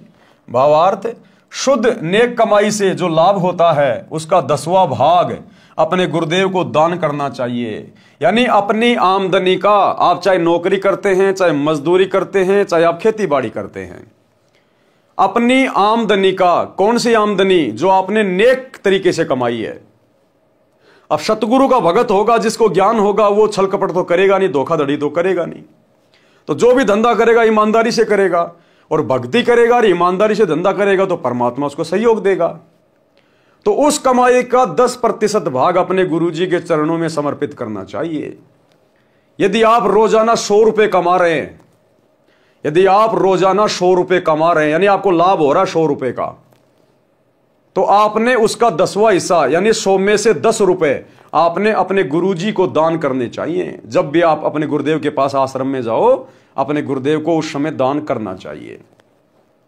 यानी जो भी धंधा आप कर रहे हैं और उसका जो लाभ होता है, आपका खर्चा पिर्चा काट के जो शुद्ध जो कमाई होती है, उस कमाई के 10वें हिस्से की बात हो रही है।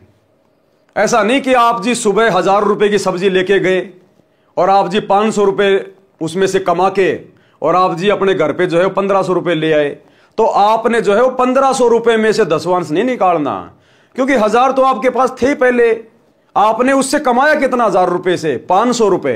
तो 500 रुपए का 10% यानी आपकी जो कमाई है, आपका जो प्रॉफिट है, आपका जो लाभ है, मूल धन को छोड़ के आपका जो लाभ है, उसका 10वां अंश आपने गुरुदेव के चरणों में देना है। यदि आपने खेती बाड़ी की है, आपके घर पर 20 क्विंटल अनाज हो गया, अब अपना सारा खर्चा पिर्चा काट के और आपको जो कमाई हुई है उसका 10% अपने गुरु को दीजिए। आप नौकरी करते हैं, आपकी 20,000 रुपए की सैलरी है, लाख रुपए की सैलरी है, वो आपका प्रॉफिट ही प्रॉफिट है, उसमें कोई मूलधन नहीं है। तो आपने लाख रुपए में से 10वां अंश 10,000 रुपए निकालकर गुरुदेव को देने चाहिए।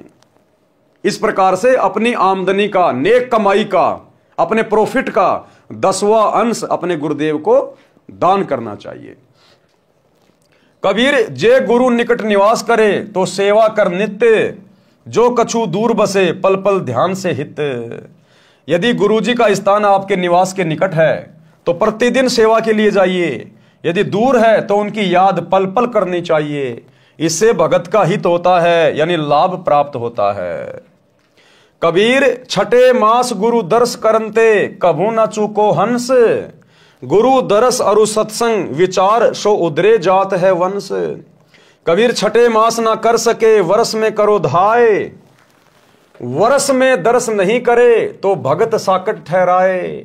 जो 1 साल में भी अपने गुरुजी के दर्शनों को नहीं जाता है, जहां उनके गुरुदेव हैं, अब वर्तमान में हमारे गुरुदेव हिसार जेल में बैठे हैं, उनके दर्शन ना कर पाना हमारी मजबूरी है। तो ऐसे समय में भाई और बहनों हमें दोष नहीं लगता।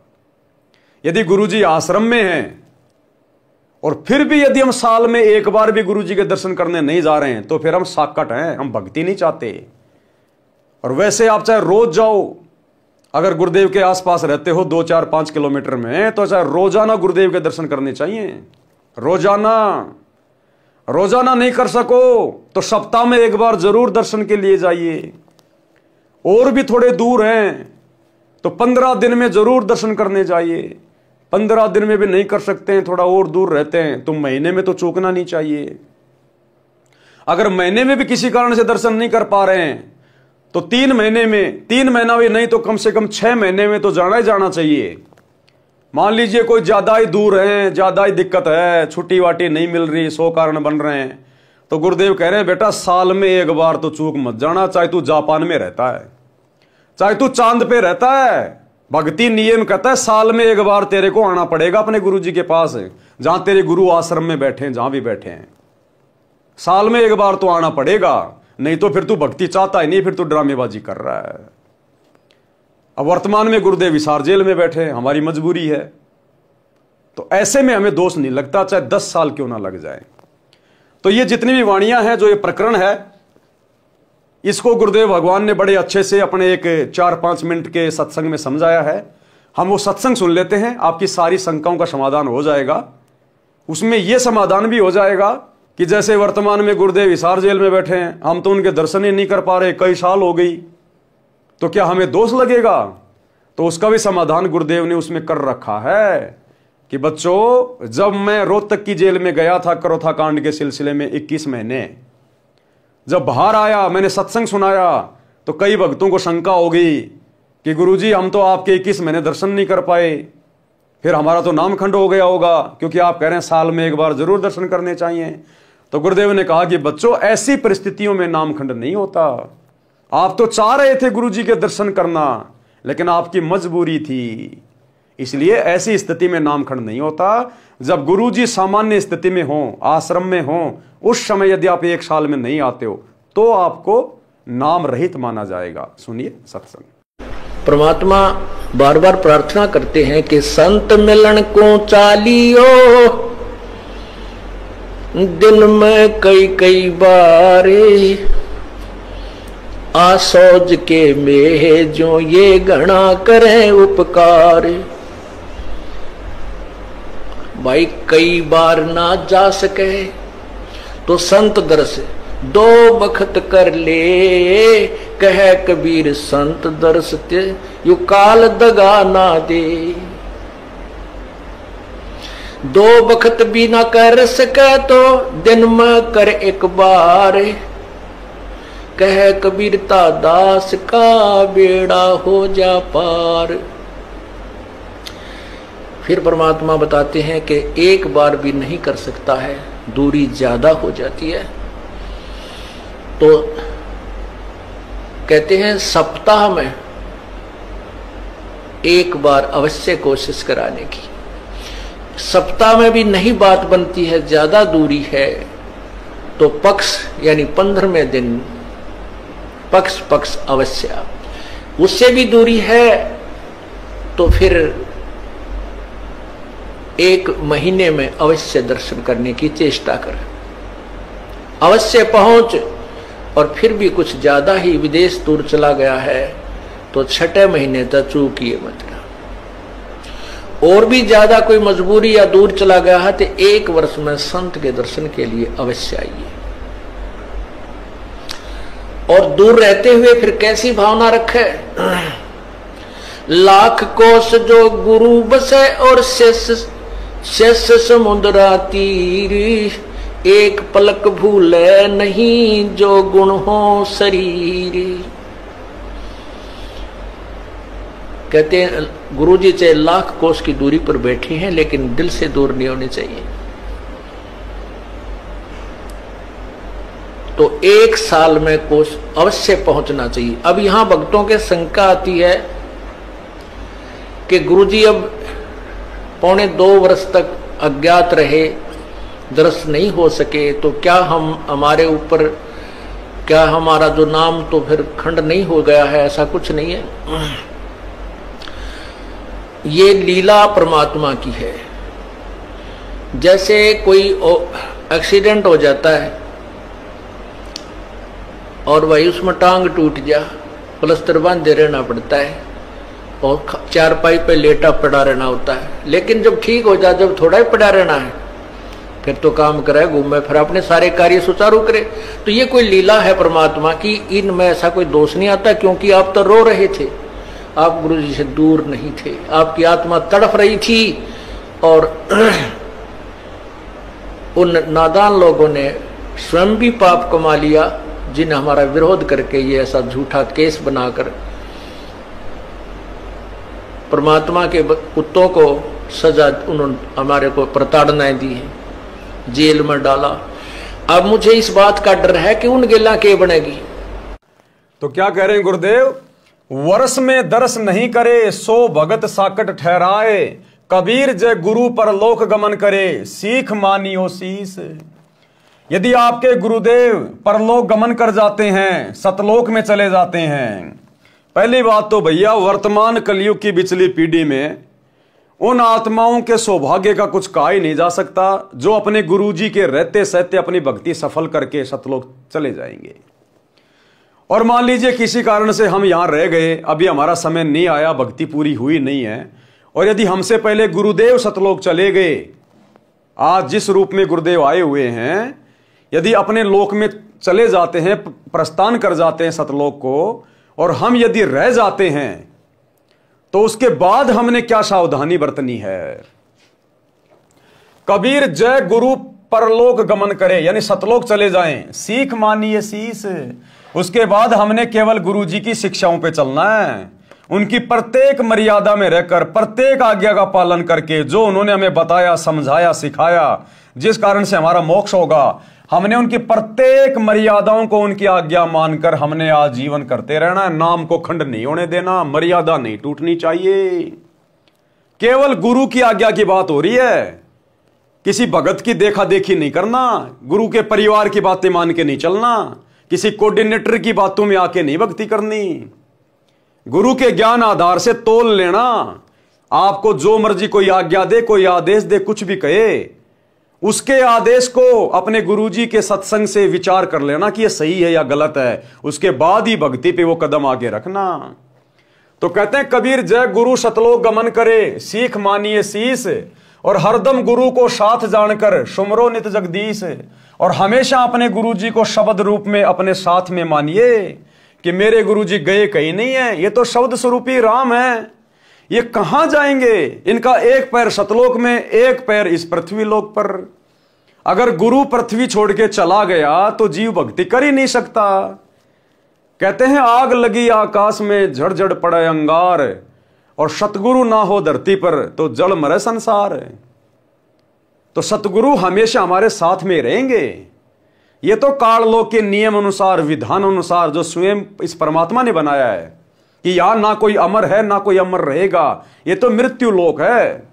और हमारे गुरुदेव भी एक संत की भूमिका कर रहे हैं, एक इंसान रूप में आके संत की भूमिका कर रहे हैं। तो इंसान की जितनी उम्र होती है, उस उम्र को पूरा करके गुरुदेव ने भी यहां की मर्यादाओं को बनाए रखते हुए यहां से जाना पड़ता है। तो गुरुदेव के जाने के बाद हमने उनकी प्रत्येक आज्ञा और मर्यादा में रह के भक्ति करनी है। एक क्षण के लिए भी हमारे अंदर यह भाव नहीं आना चाहिए कि मेरे गुरुजी मुझे छोड़ के गए। अगर यह मन में आ गया, आंखों से आंसू भी आ गए आपके, किस बात को लेकर कि गुरुजी छोड़ के चले गए, गुरुजी छोड़ के चले गए, इस बात को लेकर आंखों में आंसू नहीं आने चाहिए। बाकी गुरुजी के प्रेम में चाहे लाख रो, दिन रात रो, उससे हमारी भक्ति बढ़ेगी। और अगर यह सोचकर कि अब मेरा क्या होगा, हे भगवान मैं सतलोक जा पाऊंगा नहीं जा पाऊंगा, गुरुजी तो गए, ये लो अब क्या होगा, तो फिर वो भगत फैल है। और बाकी जब गुरुजी सतलोक जा रहे हैं तो उनके प्यार में रहो, उनसे प्रार्थना करो कि हे गुरुदेव भगवान अपने दास के ऊपर दया करना, मेहन करना मालिक, हे बंदी छोड़, मेरे घर पर मेरे घट में शब्द रूप में सदा विराजमान रहना गुरुदेव, मुझे आशीर्वाद देना, मुझे हिम्मत देना गुरुदेव कि मैं शौपन में भी कभी आपकी मर्यादा ना तोड़ूं। हे परमात्मा मुझ नीच पर विशेष दया रखना। यह कहकर प्रार्थना करते हुए रोइए आप, चाहे गुरुदेव के जाते समय रोइए, उनके बाद में रोइए, आज रोइए, अभी रोइए, कोई दिक्कत नहीं, वो रोना हमारे हित में, हमारे फायदे में। लेकिन मन में यह सोचकर कि लो जी गुरुजी तो गए, अब मेरा क्या होगा, फिर वो भगत फैल है, क्योंकि वो फिर ज्ञान आधारी नहीं है। तो क्या कह रहे हैं कि हमेशा अपने गुरुदेव को सतलोक गमन के बाद शब्द रूप में अपने साथ में समझना चाहिए। भाई और बहनों, ये बहुत विशेष पॉइंट है। और जिस दिन गुरुदेव भगवान यहां से गमन करेंगे, वो हमारी एक और परीक्षा होगी कि कितने भक्तों के मन में कच्चापन आएगा कि लो जी गुरुजी तो गए, अब तो हो गया हमारा मोक्ष। गुरुदेव के जाने के बाद तो भक्तों ने और ज्यादा दृढ़ हो जाना चाहिए कि भैया सतगुरु धरती से प्रस्थान कर गए, अब यदि मर्यादा टूट गई तो कोई नाम शुद्धिकरण काम नहीं करेगा। अब ये ड्रामेबाजी नहीं चलेगी, नाम टूट गया शुद्ध करवा लो, टूट गया शुद्ध करवा लो। अभी तक तो शुद्ध करने वाला धरती पे था, अब सतगुरु चले गए, अब तेरा नाम कहीं शुद्ध नहीं होने वाला अगर मर्यादा तोड़ दी तो उस भगत ने तो मरना मंजूर, लेकिन मर्यादा नहीं टूटने देनी है। तब कहीं जाकर सतगुरु उसका हाथ पकड़ के सतलोक में लेगा। अन्यथा सतगुरु के सतलोक जाने के बाद यदि आप मर्यादा तोड़ते रहे, भक्ति को हल्के में लेते रहे, आपका इस कलयुग की बिजली पीढ़ी में मोक्ष नहीं है। फिर हजारों साल केवल सतगुरु का ज्ञान चलेगा, भक्ति चलेगी, सतयुग जैसा माहौल होगा। अगर मर्यादा तोड़ दी फिर मोक्ष नहीं होगा। इसलिए सतगुरु के सतलोक गमन के बाद तो भगत ने चौतरफा सावधान होकर भक्ति करनी चाहिए और सदा शब्द रूप में गुरु जी को अपने साथ में मानना चाहिए कि मेरे गुरु कहीं नहीं गए, मेरे गुरु मेरे साथ शब्द रूप में। और गुरु को शब्द रूप में वही मानेगा जो साध संगति से जुड़ा होगा, जो गुरु को इष्ट मान चुका होगा। क्योंकि आज 10 साल से हमारे गुरुदेव हिसार जेल में बैठे हैं, हम उनको हिसार जेल में नहीं देख रहे। हमने तो गुरु का घर घर में आसन लगा दिया, बेड लगा दिया, रोजाना भोग लगा रहे हैं अपने बाप को, रोजाना उनकी चरण सेवा कर रहे हैं। हम अपने गुरुजी को अपने से दूर कहीं नहीं देखते, तभी तो मर्यादा में है कि हमारा बाप पल पल देख रहा है, घर में बैठा हुआ है। घर में ऊंची आवाज में भी बात नहीं करते, लड़ाई झगड़ा भी नहीं करते बिल्कुल भी, कि पिताजी बैठे हुए हैं। तो इस भाव से तो जब हमने आज ही इस परीक्षा के समय में जैसा गुरु चाहता है, आज ही हमने अपने गुरु को शब्द रूप में मान रखा कि घट ही में गंगा, घट ही में जमुना और घट ही में है जगदीश। जगदीश कौन? हमारे गुरु जी। हम तो आज ही उनको शब्द रूप में मान के भक्ति कर रहे हैं, तभी तो हम मर्यादा नहीं तोड़ रहे, तभी तो हम इन फर्जी आश्रमों में नहीं जाते। आज गुरु जी की गैर हाजिरी में किसी कुपात्र को ज्योति पाठ और दान का पैसा नहीं देते, राजनेताओं की रैलियों में धक्के नहीं खा रहे, गुंडों की सीबीआई जांच का समर्थन नहीं कर रहे, हम किसी की धर्मशाला नहीं बनवा रहे, लड्डू जलेबी बर्फी के चक्कर में आश्रमों में अपने पैर तोड़ने नहीं जाते हम गुरु की गैर हाजिरी में। क्यों? क्योंकि हमें विश्वास है कि गुरु तो मेरे घर पे बैठा है, फिर मैं कहां धक्के खाऊं। अरे मेरा घर आश्रम है, जिसका घर शमशान घाट है वो जाओ उन फर्जी आश्रमों में, जिनका गुरु शब्द रूप में घर नहीं बैठा है वो जाओ उन आश्रमों में, ये सोचकर कि गुरु जी को तो आश्रम में बांध रखा है, वही जाके मिलेंगे गुरु जी। तो हमने तो आज ही गुरु जी को शब्द रूप में मानकर अपने आध्यात्मिक क्रियाएं शुरू कर रखी हैं। इसलिए गुरुदेव के सतलोक गमन के बाद हम सत्सेवकों पे कोई फर्क नहीं पड़ेगा, चाहे गुरु जी सतलोक में रहो चाहे धरती पे रहो, हमें तो पता है कि हमारा बाप शब्द स्वरूपी राम है। अरे हम आज अपने गुरु जी को हाड़मास का थोड़ी मान रहे हैं, हम तो शब्द रूप में मान रहे हैं, तभी तो हम उनका सतगुरु प्रकट दिवस मना रहे हैं। हम गुरु जी का जन्मदिन नहीं मनाते, गुरु के अलावा किसी और को परमात्मा मान के, उस कागज के कबीर को, नकली कबीर को, जून के महीने में कबीर प्रकट दिवस नहीं मनाते। प्रकट केवल एक ही होता है और वो वर्तमान में हो चुका है, सतगुरु रामपाल जी। तो हम तो अपने गुरु जी का प्रकट दिवस मना रहे हैं, हम तो शब्द रूप में मान रहे हैं। गरीब ऐसा सतगुरु हम मिला, तेज पुंज के अंग, झिलमिल नूर जहूर है, नर रूप श्वेत रंग। तो हम आज कहां मान रहे हैं कि हमारे गुरु जी आड़मास में है? हम तो आज भी उनको शब्द स्वरूपी मान रहे हैं। हम तो रोज नित्य नियम कर रहे हैं कि हमारे गुरु जी का शरीर है नहीं, ये दिखाई देने वाला शरीर आड़मास का नहीं है, नूरी है, तेज पुंज का है।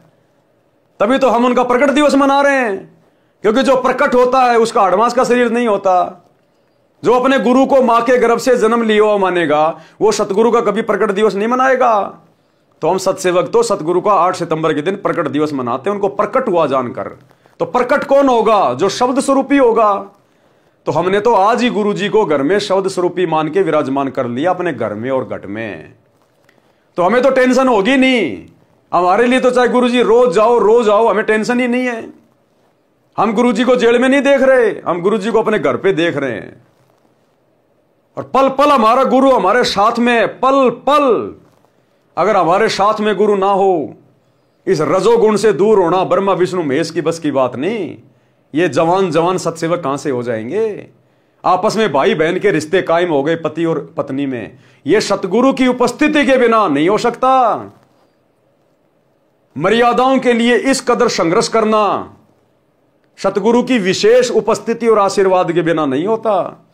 तो सतगुरु जेल में नहीं बैठा, सतगुरु तो हमारे घरों पे बैठा है। तो साध संगति से जुड़े हुए जो भाई बहन होंगे वो अंत में धोखा नहीं खाएंगे, जब गुरुदेव यहां से लीलामय रूप से जाएंगे अपने लोक को, सतलोक को। और जो आश्रमों से जुड़े हुए हैं, लड्डू जलेबी खाते रहे, ज्ञान को आधार बनाए नहीं, वो भैया फिर ऊपर मुंह कर करके रोएंगे, जैसे गिद्ध रोता है रात को, क्योंकि उनको ज्ञान है ही नहीं। उन्होंने कभी गुरु को भगवान मान के भक्ति की नहीं, उन्होंने गुरु को हाड़मास के शरीर में माना। तो उनकी फिर ये पतली हालत हो जाएगी उस समय। तो कहते हैं सतगुरु के सतलोक गमन के बाद उनको शब्द रूप में सदा अपने पास रखना चाहिए, मानना चाहिए। हरदम गुरु को साथ जानकर सुमरो नित जगदीश, यानी रोजाना अपनी 3 समय की आरती, सत्संग सुनना, सुमरण करना, 5 यज्ञ करना अपना जारी रखें। कबीर गुरु मरा मत जानियो, वस्त्र त्याग्या स्थूल, कि भगत ने अपने गुरुजी को मरा हुआ नहीं समझना चाहिए। अगर अपने गुरु को मरा हुआ जान लिया तो भगत जन्म मरण में रहेगा, क्योंकि हम तो अविनाशी की भक्ति करके अविनाशी पद को प्राप्त करेंगे। और जन्म मरण वाले सतगुरु को यदि हमने यह मान लिया कि हमारे गुरुजी का तो जन्म हुआ है, हमारा गुरुजी तो मर गया, हम जिंदगी में कभी जन्म मरण से दूर नहीं हो सकते। तो गुरु को अविनाशी भी केवल सत्सेवकों ने माना है कि ना सतगुरु जननी जने और जाके माना बाप, पिंड ब्रह्मंड से रहित है ना वहां तीनों ताप। तो कहते हैं गुरु को मरा मत जानिए, वस्त्र त्याग्या स्थूल, और सूक्ष्म देही गमन करी खिला अमर वह फूल। कबीर सतलोक में बैठकर गुरु निरखे तो है, गुरु तजना और मानियो अध्यात्म हानि होए। कि भैया सतलोक गमन करने के बाद सतलोक में बैठा बैठा तेरा गुरु तुझे पल पल देख रहा है।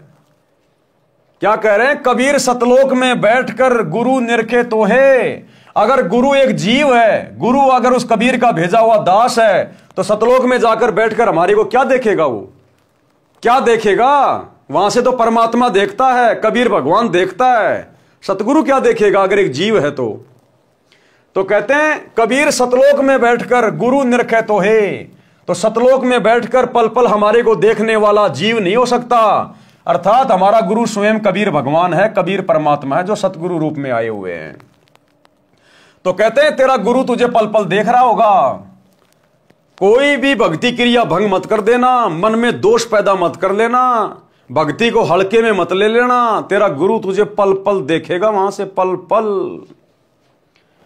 गुरु तज और ना मानियो अध्यात्म हानि होए। गुरु की शिक्षाओं के अलावा किसी और के चक्कर में आके भक्ति बर्बाद मत कर लेना कि लो जी गुरुजी तो सतलोक चले गए, अब तो गुरुजी के बेटा बेटी की माननी पड़ेगी, गुरुजी की पत्नी की माननी पड़ेगी, गुरुजी के भाई की माननी पड़ेगी, अरे ये भगत तो गुरुजी के साथ रहता था, इस भगत की माननी पड़ेगी।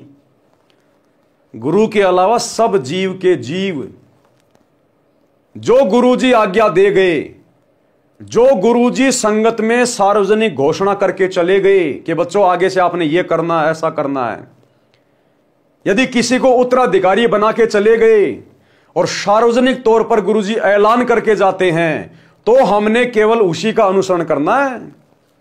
जिसको गुरुजी अपना उत्तराधिकारी नियुक्त करके जाएंगे अपने मिशन को आगे चलाने के लिए, उसी अनुसार हमने आगे चलना है। और यदि वो गुरु के द्वारा उत्तराधिकारी नियुक्त किया गया व्यक्ति कोई गलती करता है, उसी दिन हमने उस व्यक्ति से कनेक्शन काट लेना है। कनेक्शन गुरुजी की भक्ति से जोड़ के रखना है, गुरुजी की मर्यादाओं से जोड़ के रखना है, सत्संगों से जोड़ के रखना है, सुमरण से जोड़ के रखना है। यह नहीं कि गुरुजी अगर किसी को उत्तराधिकारी घोषित कर गए और वो जो मर्जी हमसे कुकर्म कराओ तो हम उसकी हर बात मानेंगे। केवल वही बात मानेंगे चाहे कोई अधिकारी हो चाहे कोई अधिकारी ना हो। जो भक्ति मार्ग में बातें गुरुजी के ज्ञान और विधान के अनुसार होंगी, सत्संगों के अनुसार होंगी, हम उन्हीं बातों को फॉलो करेंगे, चाहे गुरुजी 20 भक्तों को अधिकारी क्यों ना बना जाएं। एक भी बात यदि उनकी गुरुजी के ज्ञान और विधान के खिलाफ मिली, हम उस बात को हरगिज फॉलो नहीं करेंगे। हमारे लिए अंतिम विधान गुरुजी का सत्संग और गुरुजी की मर्यादा है। तो कहते हैं गुरु को तज, यानी गुरु को छोड़कर और की बात ना मानियो, अन्यथा अध्यात्म में हानि हो जाएगी। कबीर गुरु के शिष्य की जगदीश करे सहाय। गुरु के शिष्य की जगदीश यानी परमात्मा सहायता करता है। अब यहां तो जगदीश भी वही और भाई हमारा परमात्मा भी वही और हमारा सतगुरु भी वही। गुरु गोविंद दो नहीं भाई, जब तक दो समझोगे दो जग में जाई। ये तो लीला करता परमात्मा भिन्न भिन्न समय में आके अपने आप को परमात्मा से अलग दर्शा के, क्योंकि डायरेक्ट कहे कि मैं परमात्मा हूं, मैं भगवान हूं, मैं कबीर हूं, तो कोई उसको मानता नहीं। इसलिए हर बार ये परमात्मा गुरु रूप में आता है, सतगुरु रूप में आता है और अपने से अन्य किसी और को परमात्मा बताता है कि परमात्मा तो सतलोक में है, सत्य पुरुष है, ताकि लोग उनके ज्ञान को सुने। अगर डायरेक्ट कह दे कि मैं भगवान हूं तो कोई उनका सत्संग भी ना सुने।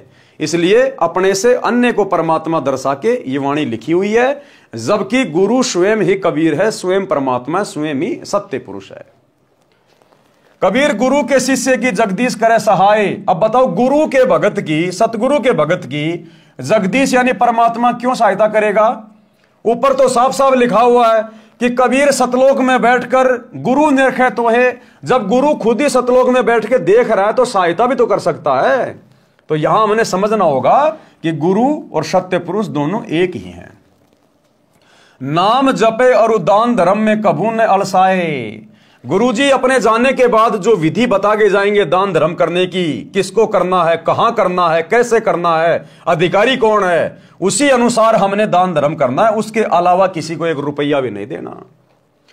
कबीर जैसे रवि आकाश से सबके साथ रहाए, उष्णता और प्रकाश को दूर ही ते पहुंचाए।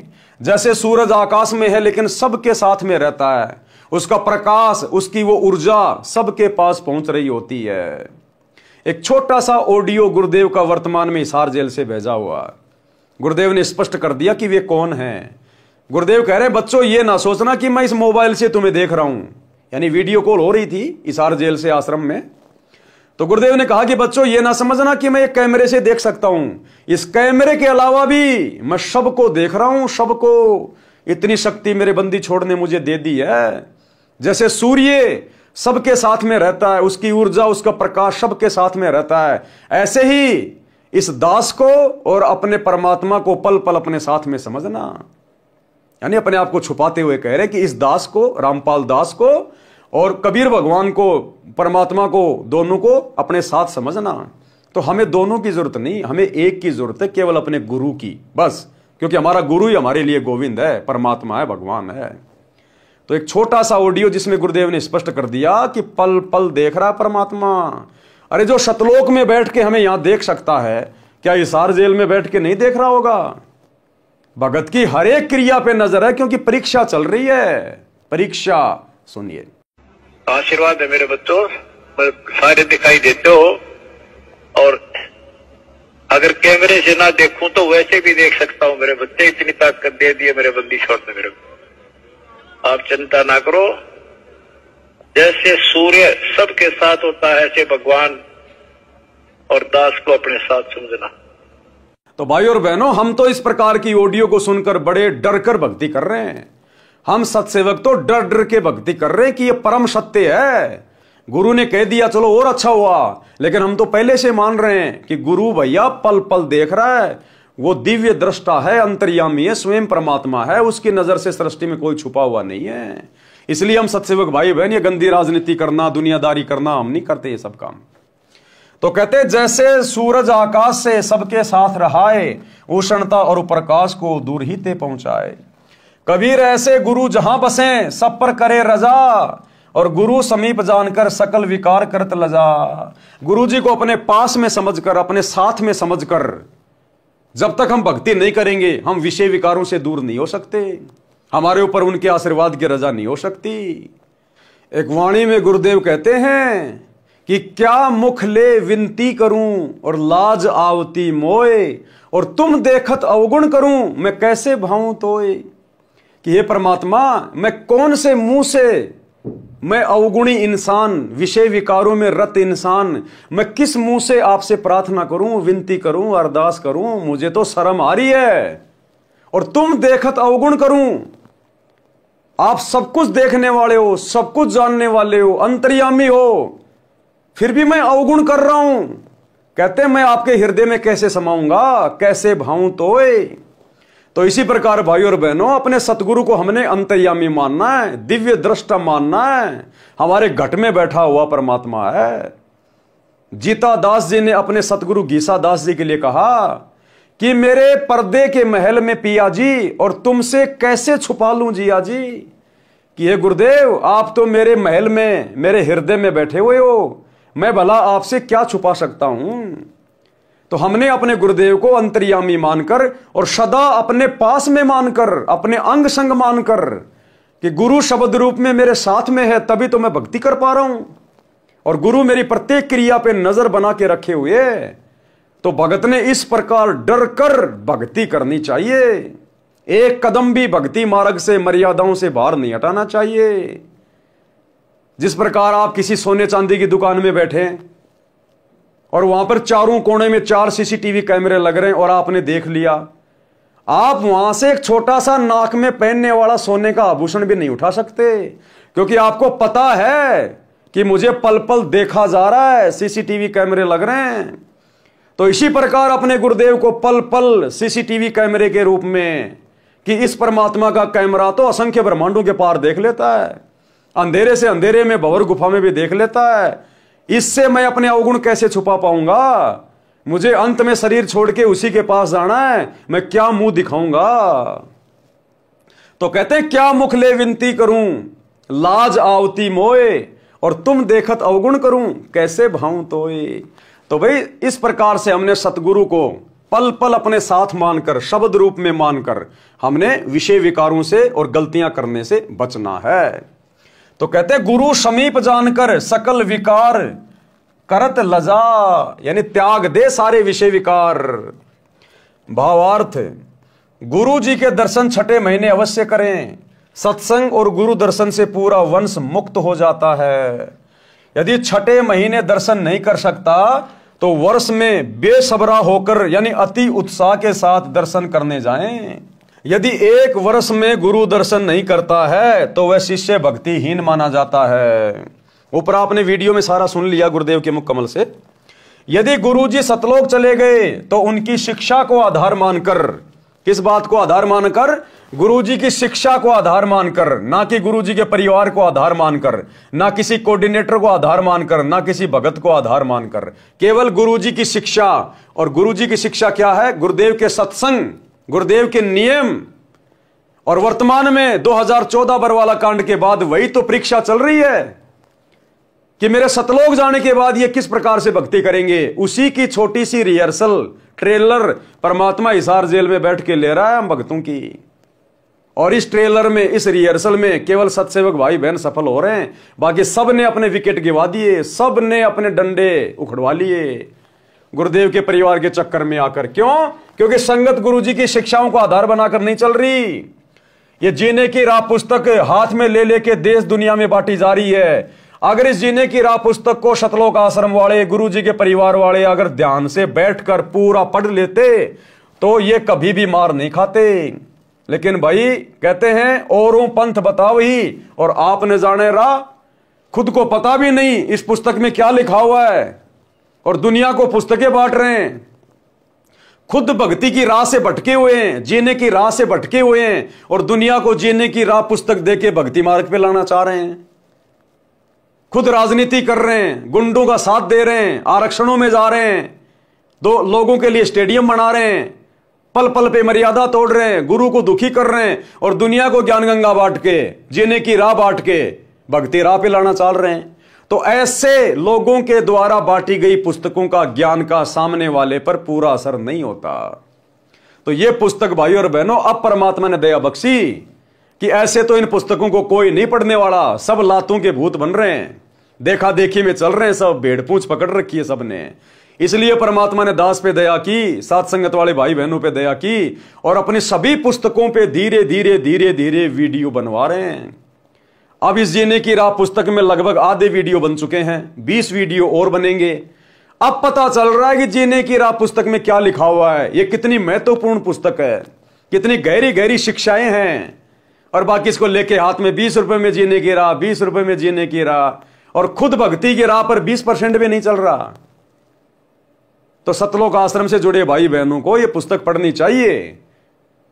और ऐसे नहीं समझ पाओगे आपने साथ संगति से जुड़ के, और अब जो साथ संगति के माध्यम से इस पुस्तक को पढ़ाया जा रहा है, अब पढ़ो आप, तब आपकी समझ में आएंगी ये बातें। और गुरुजी से प्रार्थना करो कि मालिक हमें भी सद्बुद्धि दो सत्सेवकों की तरह, नहीं तो ये वीडियो भी तुम्हें समझ में नहीं आएंगे। तो क्या कह रहे हैं गुरुदेव कि गुरुदेव के सतलोक गमन के बाद उनकी शिक्षाओं को आधार मानकर धर्म कर्म करते रहिए। अपने गुरुदेव को पल पल अपने साथ समझकर परमेश्वर का भजन करो। जो गुरुजी ने दीक्षा मंत्र दिए हैं उनका जाप करते रहो।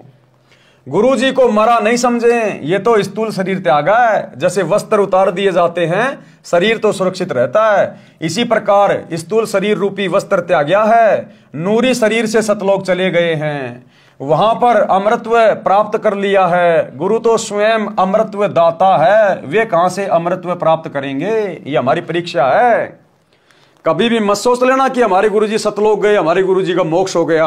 मुंह से भी ये शब्द मत बोल देना जो यहां लिखे गए हैं कि वहां पर गुरुजी ने अमृतत्व प्राप्त कर लिया।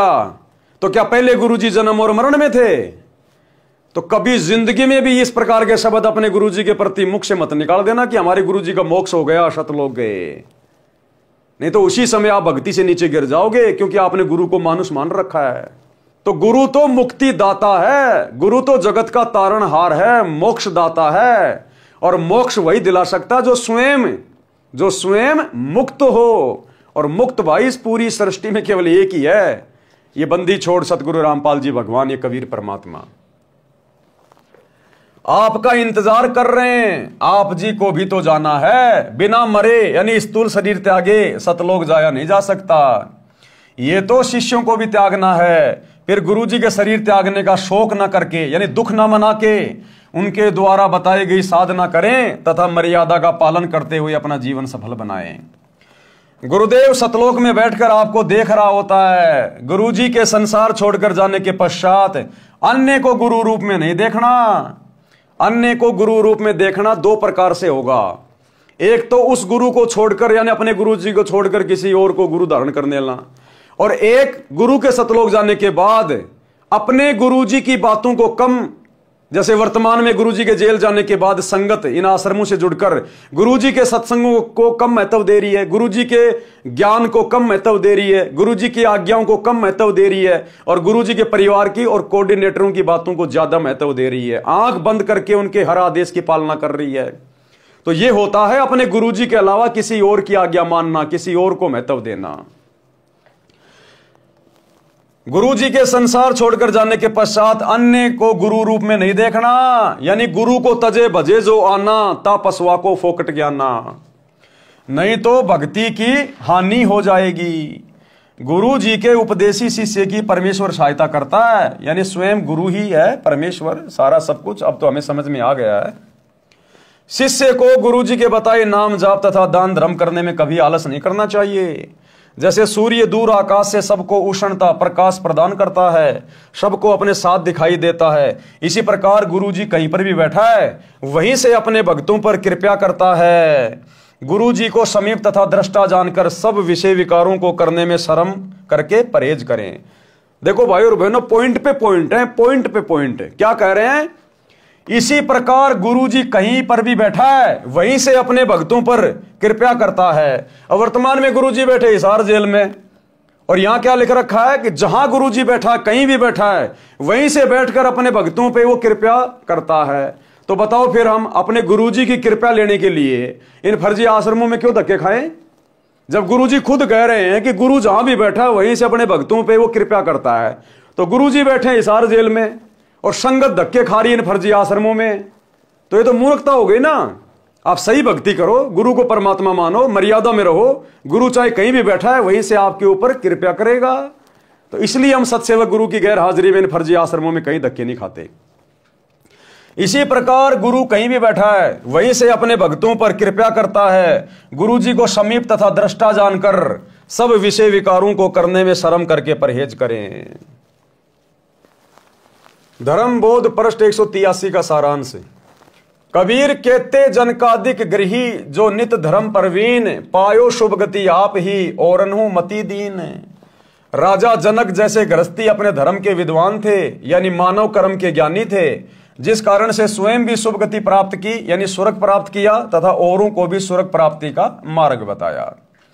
कबीर हरि के हेत न देत धन देत कुमार्ग माही, ऐसे अन्यायी अधम बांधे यमपुर जाई। भावार्थ, जो व्यक्ति धर्म नहीं करते और पैसे का गलत प्रयोग करते हैं, शराब पीते हैं, मांस खाते हैं, तंबाकू सेवन करते हैं या व्यर्थ के दिखावे में खर्च करते हैं, ऐसे अन्यायी नीच यमलोक यानी नरक लोक में बांध कर ले जाए जाते हैं। अब देखो भाई और बहनों, वैसे तो बहुत ही ज्यादा महत्वपूर्ण पॉइंट है, बहुत ही ज्यादा महत्वपूर्ण। क्योंकि यहां पर तो सीधे सीधे आप यही समझोगे कि भैया तो जगत वालों के लिए कहा जा रहा है कि जो व्यक्ति दान धर्म नहीं करते, शराब पीते हैं, मांस खाते हैं, तंबाकू सेवन करते हैं, व्यर्थ के दिखावे में खर्चा करते हैं, ऐसे अन्यायी नीच यमलोक यानी नरक लोक में बांध कर ले जाए जाते हैं। अब काल क्या करेगा वर्तमान में कलयुग की बिचली पीढ़ी में? आमने सामने की लड़ाई नहीं लड़ेगा, वो सूक्ष्म लड़ाई लड़ेगा। और ये सारे नीच कुक्रम वर्तमान में उस काल ने गुरु जी की गैर हाजिरी में 2014 से 2025 तक सतलोक आश्रमों से जुड़ी हुई लाखों की संगत से करवा दिया। गुरुदेव के परिवार से ये नीच कर्म करवा दिए, कोऑर्डिनेटरों से नीच कर्म करवा दिए। क्या कह रहे हैं गुरुदेव कि जो व्यक्ति धर्म नहीं करते और पैसे का गलत प्रयोग करते हैं, शराब पीते हैं, मांस खाते हैं, तंबाकू सेवन करते हैं, वो नीच हैं, उनको यमलोक में यमदूत बांध के ले जाते हैं। अब काल को पता है कि भैया इस संत का ये ज्ञान लेने के बाद, ये तत्व ज्ञान लेने के बाद ये भगत सीधे सीधे तंबाकू नहीं खाएंगे, मांस नहीं खाएंगे, शराब नहीं पिएंगे, नीच कर्म नहीं करेंगे, दिखावे के काम नहीं करेंगे। तो काल भैया 21 ब्रह्मांड का स्वामी है, वो अनपढ़ नहीं है। अनपढ़ का मतलब वो बहुत ज्यादा बुद्धिमान है। हम भक्तों की तरह मूर्ख नहीं हो।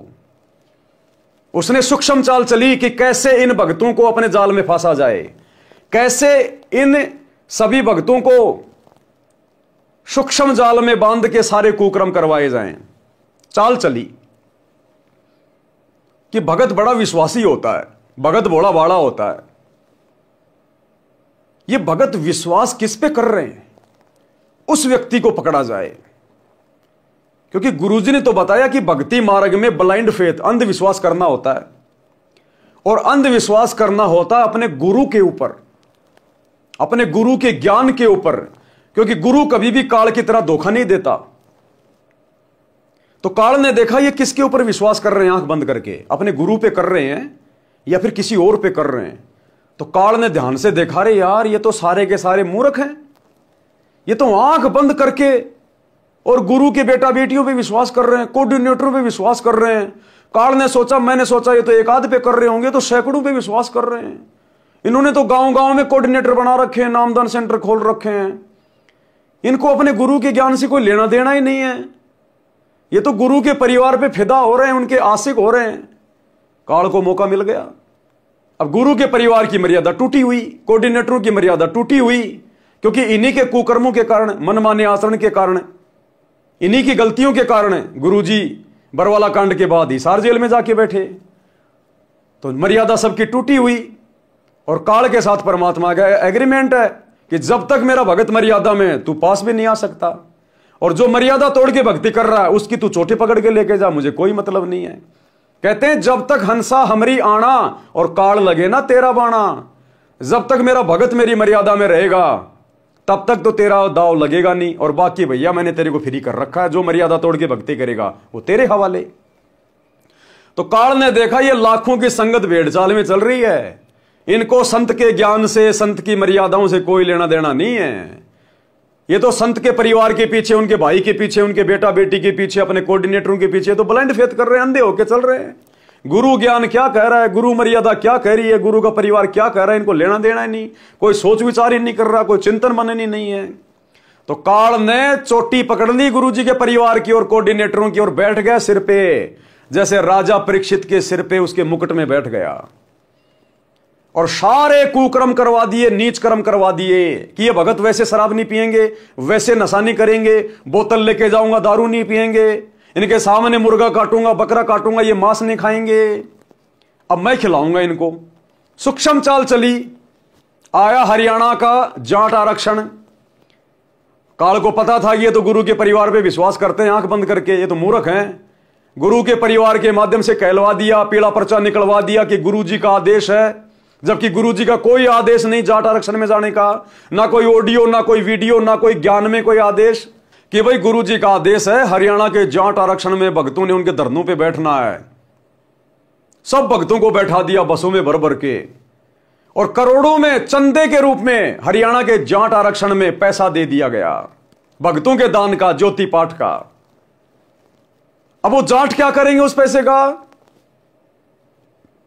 वो जाट उस पैसे से शराब पिएंगे, हुक्का खरीदेंगे, तंबाकू पिएंगे, मांस खाएंगे, राजनीति करेंगे, उल्टे काम करेंगे सारे, वेश्यावृत्ति भी करेंगे, क्योंकि वो तो जगत वाले आदमी है, सारे कुकर्म करते हैं।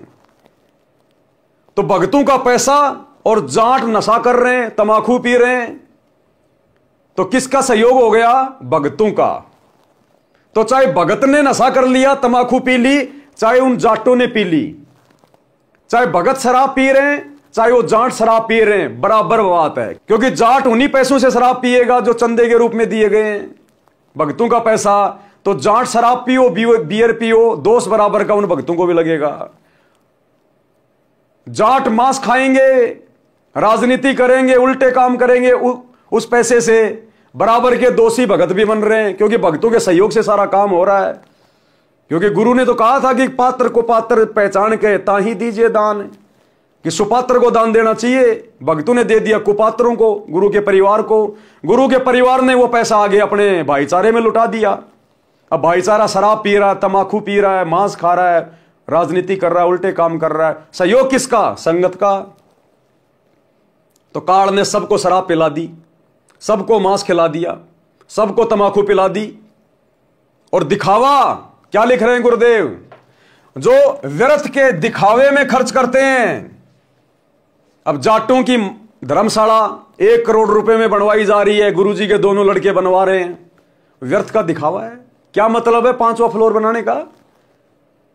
क्या मतलब है उस जाट धर्मशाला का भक्तों के द्वारा 5वां फ्लोर बनवाना? गुरुजी के लड़के कौन सी अपनी औरतों के जेवर बेच के धर्मशाला बनवा रहे हैं? भक्तों का ज्योति पाठ का दान का पैसा। तो वो धर्मशाला बनवाना, 5वां फ्लोर बनवाना व्यर्थ का दिखावा हो गया? गुरुजी ने तो कभी कहा नहीं तुम किसी की धर्मशाला बनवाओ। गुरुजी कहते हैं घर तो 3.5 आध गणा तो 4.25, इससे अधिक जो चाहते उनको नहीं है ज्ञान। तो गुरुजी के आदेश के खिलाफ काम हो रहा है, तो ये दिखावा हो गया, व्यर्थ का दिखावा, मान बढ़ाई के लिए। तो दोषी कौन हुआ? जो पैसा देके सहयोग कर रहे हैं, संगत बराबर की दोषी। तो ये सारे पॉइंट वर्तमान में सतगुरु की संगत के ऊपर लागू हैं। और अंत में इस संगत को यम के दूत गर्दन पकड़ के इन नीच कर्मों के कारण यमलोक में लेके जाएंगे। ये सतगुरु है, कोई ऐरा गहरा संत नहीं है। 30 साल से परमार्थ के लिए इतना संघर्ष कर रहा है। इस दिन के लिए कर रहा था क्या कि 30 साल तक ज्ञान देने के बाद भी मेरे भगत यही नीच कर्म करें, ऐसे ही अपनी मर्यादा तोड़ें, ऐसे ही अपने गुरु जी को काल के सामने लज्जित करें? क्या इसलिए गुरु ने ज्ञान दिया? क्या इसलिए गुरु संघर्ष कर रहा है? क्या इसलिए गुरु ने पुस्तकें लिखी अपना अनमोल समय निकाल के? तो ये संगत सारे कुकर्म कर रही है, सारे कुकर्म परिणाम भोगने पड़ेंगे। क्या कह रहे हैं गुरुदेव? जो व्यक्ति धर्म नहीं करते और पैसे का गलत प्रयोग करते हैं, यहां तो धर्म के नाम पे पैसा लिया जा रहा है गुरुजी के परिवार के द्वारा, और उस पैसे का फिर गलत प्रयोग किया जा रहा है।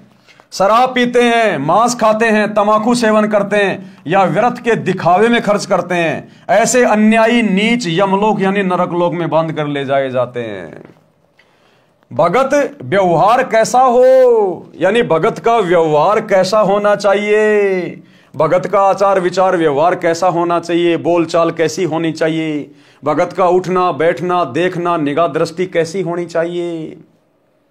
तो इस विषय में भाइयों और बहनों हम कल रात्रि 8 बजे गुरुदेव के आशीर्वाद से आगे बढ़ेंगे। आज के वीडियो में हम केवल यही समाप्त करेंगे। कल रात्रि 8 बजे सभी भाई बहन फिर से लाइव जुड़िए। तब तक गुरुदेव भगवान हम सबको आज्ञा दें, इजाजत दें, सद्बुद्धि दें, आशीर्वाद दें। बंदी छोड़ सतगुरु रामपाल जी भगवान की जय हो।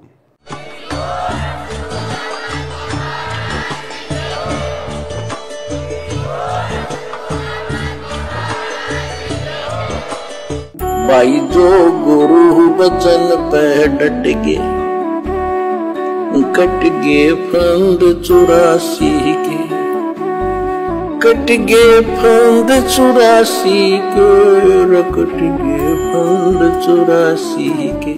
भाई जो गुरु बचन पे डट के कट गे फंद 84 के, कट